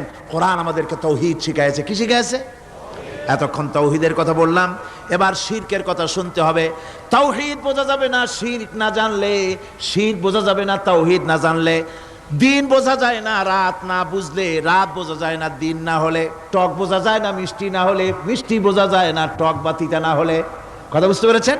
একটার বিপরীত আর একটা, এটাকে বুঝতে হবে। সুতরাং শিরক এটা হচ্ছে আন্দাজ আর অনুমানের উপর। শিরকের ভিত্তি আন্দাজ আর অনুমান। শিরকের ভিত্তি কি? এ কথাগুলি আমার না, আমি কার কথা শোনাতেছি? আমি কি কিসসা কাহিনী শোনাচ্ছি? গাঁজাখুরি গল্প? আল্লাহর কথা।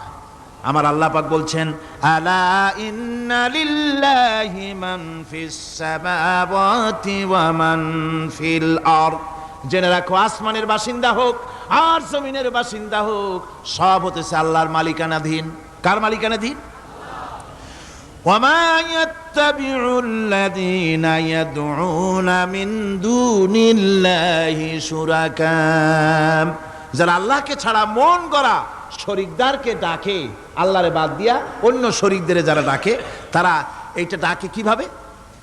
ইয়াত্তাবিউনা ইল্লা যন্না ওয়া ইনহুম ইল্লা ইয়াখরুসুন। তারা নিছক আন্দাজ এবং অনুমানের অনুসারী, আর শুধু কল্পনাই করে। সব কল্পনা, কোনো দলিল নাই।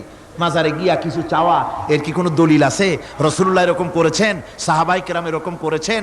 আগরবাতি দেওয়া, মোমবাতি দেওয়া, চাদর দেওয়া, এগুলো রাসূলুল্লাহ করেছেন না সাহাবায়ে কেরাম করেছেন? এগুলি সব আন্দাজ এবং অনুমানের উপরে করা। শিরক হচ্ছে অন্ধ অনুকরণের পরিণতি।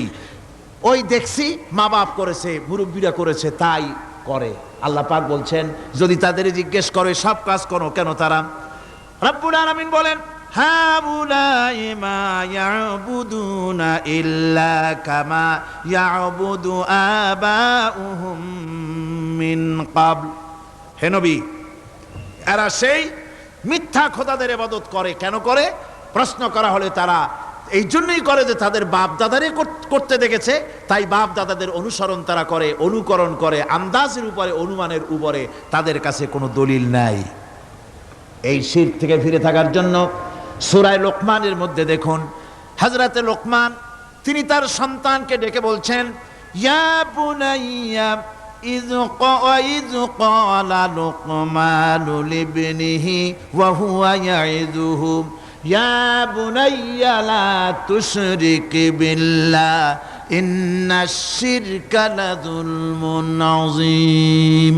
ইয়া বুনাইয়া, হে আমার নান্না মুন্না লাডলা, হে আমার কলিজার টুকরা সন্তান, ইয়া বুনাইয়া লা তুশরিক বিল্লাহ, খবরদার আল্লাহর সাথে শরীক স্থাপন করো না। ইন্নাশ শিরকা লাযুলমুন আযীম। শিরক হচ্ছে মস্ত বড় অপরাধ। যারা শিরক করে তারা অপমানিত্বের শেষ পর্যায়ে চলে যায়, তারা অপমানিত হয়। কিরকম? ومن يشرك بالله فكأنما خر من السماء فتخطفه الطير أو تهوي به الريح في مكان سحيق। আল্লাহর সাথে যারা শিরক করে সে যেন আকাশ থেকে পড়ে গেল। কার কথা এটা? যে ব্যক্তি শিরক করলো সে যেন আকাশ থেকে পড়ে গেল, আর পাখি যেন তাকে মহাশূন্য থেকে ছ মেরে নিয়ে গেল, বাতাস যেন তাকে এক বিরাট প্রান্তর নিয়ে বিন্দু বিন্দু করে ছিন্ন ভিন্ন করে দিল। তার মানে হলো আকাশ থেকে পড়ে যাওয়ার অর্থ হলো তাওহীদের অবস্থান থেকে সরে যাওয়া। পাখিতে ছ মারার অর্থ হলো যখন সে শিরক করে তখন শয়তানের সে ফুটবল হয়ে যায়। শয়তানের কি হয়? শয়তানের ফুটবল হয়ে যায়। বাতাস উড়িয়ে নেওয়ার অর্থ হলো লালসা এবং নফসের প্রবৃত্তির ভিতরে লোকটি নিমজ্জিত হয়ে যায়। সুতরাং অপমান এবং লাঞ্ছনা পাওনা থাকে যারা শিরক করে তাদের জন্য। আল্লাহ শিরকের ব্যাপারে একটা দৃষ্টান্ত দিচ্ছেন। আল্লাহ পাক কোরআন শরীফে অনেক দৃষ্টান্ত দিয়েছেন। দৃষ্টান্ত দিলে লোকেরা বোঝে ভালো, ঠিক কিনা কন? আল্লাহ পাক দৃষ্টান্ত দিচ্ছেন, ইয়া আইয়ুহান নাসু দুরিবা মাসালুন ফাসতামিউ লাহু ইন্নাল্লাযীনা তাদউনা মিন দুনিল্লাহি লা ইয়াখলুকু যুবাবান ওয়ালাউ ইসতামাউ লাহু আল্লাহ পাক বলেন, হে মানব সকল, আমি আল্লাহ একটা দৃষ্টান্ত দিতেছি, তোমরা শোনো। সুবহানাল্লাহ। আল্লাহ পাক বলছেন, আমি একটা দৃষ্টান্ত দেই, তোমরা শোনো। ফাস্তামিউ লাহু, কান পাতা ভালো করে শোনো আমার দৃষ্টান্তটা। আমি আল্লাহরে বাদ দিয়ে যারা অন্যদেরকে ডাকে প্রয়োজন পুরাবার জন্য, সন্তান পাওয়ার জন্য, স্বাস্থ্য ভালো হওয়ার জন্য, ঋণ মুক্ত হওয়ার জন্য, ইবাদত করার নিয়ত নিয়ে আমারে বাদ দিয়ে তারা যারা ডাকে, যাদেরকে ডাকা হলো, ওরা তো মাছির মতো একটা প্রাণীও বানাইতে পারে না। ছোট্ট একটা মাছিও বানাইতে পারে? জোরে বলেন, পারে? মাছির মতো প্রাণী বানানো তো দূরের কথা, ওয়াইয়াসলুবুহুম যুবাবু শাইআ লা ইস্তানকিযুহু মিনহু যাউফাত তালিব ওয়াল মাতলুব। ওই মাছি যদি তার কাছ থেকে কোনো জিনিস হরণ করে নিয়ে যায়, মাছির কাছ থেকে ওটা ফিরায় রাখারও ক্ষমতা তার নাই। মূর্তি বানানো হয়, 10খানা হাত, 20খানা হাত, 40টা মাথা, সামনে ডাব আছে, চিড়া আছে, কলা আছে, মুড়ি আছে, কত খাবার। মাছিতে সব যদি নিয়ে যায়, কুত্তায় দাঁড়ায় যদি গায়ে পেশাবও করে দেয়, এতগুলা হাত একটা হাত দিয়েও সরাইয়া দিতে পারে না। আল্লাহ পাক বলেন, দাউফাত তালিব ওয়াল মাতলুব। যাদের কাছে ওরা চায়, ওই আশ্রয় প্রার্থী আর আশ্রয়দাতা দুটোই দুর্বল। হাদিস শরীফে এসেছে, একবার এক মুশরিক রাসূল করিম সাল্লাল্লাহু আলাইহি ওয়াসাল্লামের কাছে এসেছেন একটা ভাঙ্গা, ঠ্যাং ভাঙ্গা, কল্লা ভাঙ্গা একটা মূর্তি নিয়ে। হুজুর বলছেন যে তোমার এই মূর্তিটার কল্লা ঠ্যাং ভাঙ্গা কেন? সে ব্যক্তি কইল যে হুজুর, এটা হলো আমার খোদা, বিপদ আপদ থেকে বাঁচার জন্য সবসময় বগলে রাখি, না জানি কোন সময় কোন বিপদে পড়ে যাই। পথে চলতে গিয়ে পেশাব আসলো, ভাবলাম খোদারে নিয়ে এই কাম করুম, তার রাস্তার উপরে দাঁড় করায় রাখা, এরপরে আমার কাজ সারলাম। এসে দেখি খোদাটার মাথা থেকে শুরু করে পা পর্যন্ত খালি ভিজা। ভাবলাম খোদার শরীর ভিজা, নিশ্চয়ই কোনো বরকতের পানি হবে। কোলে তুলে নিয়ে চাট আরম্ভ করলাম। চাটতে গিয়ে টের পাইলাম যে গন্ধ লাগে টক টক। আশ্চর্য কথা, বরকতের পানি এরকমের ঝাঁঝালো গন্ধ, নাক ছিঁড়ে যাওয়ার মতো। বিষয়টা কি? কিসের বরকত? এদিক ওদিক তাকায় দেখি দূরে একটা কুত্তা দাঁড়ানো, আর তার নিচের থেকে পানি টপকাচ্ছে। তখন বুঝলাম কি বরকতের পানি। কয় হুজুর, মেজাজটা খারাপ হয়ে গেল। খোদাটার ঠ্যাং না ধরিয়া, ঠ্যাং ধরে বললাম, তুই খোদা না হুদা? কুত্তার পেশাব দিয়া নিজের বাঁচাইতে পারো না, আমারে বাঁচাবি কেমনে? কাসার দিয়া কল্লা ভাঙ্গে ভালাইছি। হুজুর জিজ্ঞেস করলেন, আমার কাছে কেন এসেছো? মুশরিক ব্যক্তি বলছি, ইয়া রাসূলুল্লাহ, জীবনের ভুল বুঝতে পেরেছি, আমি এখন তাওহীদের শরবত পান করতে এসেছি। নবীজি বললেন, পড়ো লা ইলাহা ইল্লাল্লাহু মুহাম্মাদুর রাসূলুল্লাহ। আল্লাহ পাক কি সুন্দর করে বুঝাচ্ছেন, আমি ছাড়া কারো কোনো ক্ষমতা নাই। আল্লাহুল্লাযী খালাকাকুম সুম্মা রাযাকাকুম সুম্মা ইউমীতুকুম সুম্মা ইউহয়ীকুম। আল্লাহ বলছেন, ও বান্দারা শোনো, আমি আল্লাহ তোমাদেরকে সৃষ্টি করেছি, শুধু সৃষ্টি করি নাই, খাবার দিছি। কে দিয়েছেন খাবার? সৃষ্টি করেছি, খাবার দিয়েছি, এরপরে তোমাদের মৃত্যু করব, আবার মৃত্যুর উপরে আমি আল্লাহ তোমাদের জিন্দা করব।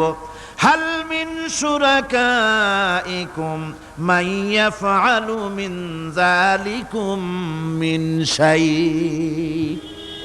তোমরা তাদের পূজা করো, তোমরা তাদের ইবাদত করো, আমি আল্লাহ ছাড়া আমি যে সব কাজ করি, এই সব কাজ তোমাদের ওই সব দেবদেবতীরা করতে পারে? আল্লাহ বলেন, পারে না।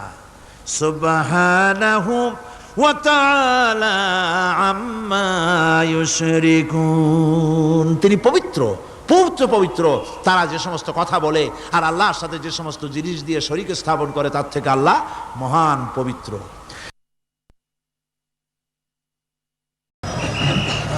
আল্লাহুম্মা আমিন।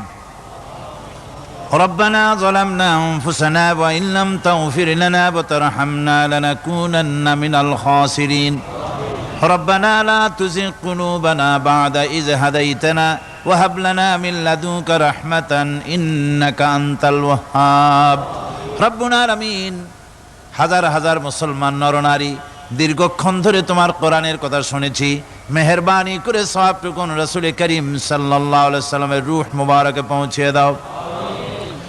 तमाम পৃথিবীর মাটির নিচে যত মুমিন মুমিনাত শুয়ে আছে আল্লাহ তুমি মেহেরবানি করে কবরগুলিকে জান্নাতের টুকরায় পরিণত করে দাও। আমাদের মা বাপ যাদের দুনিয়া থেকে বিদায় হয়ে গেছে আল্লাহ দয়া করে তাদেরকে জান্নাতবাসী করে নিও।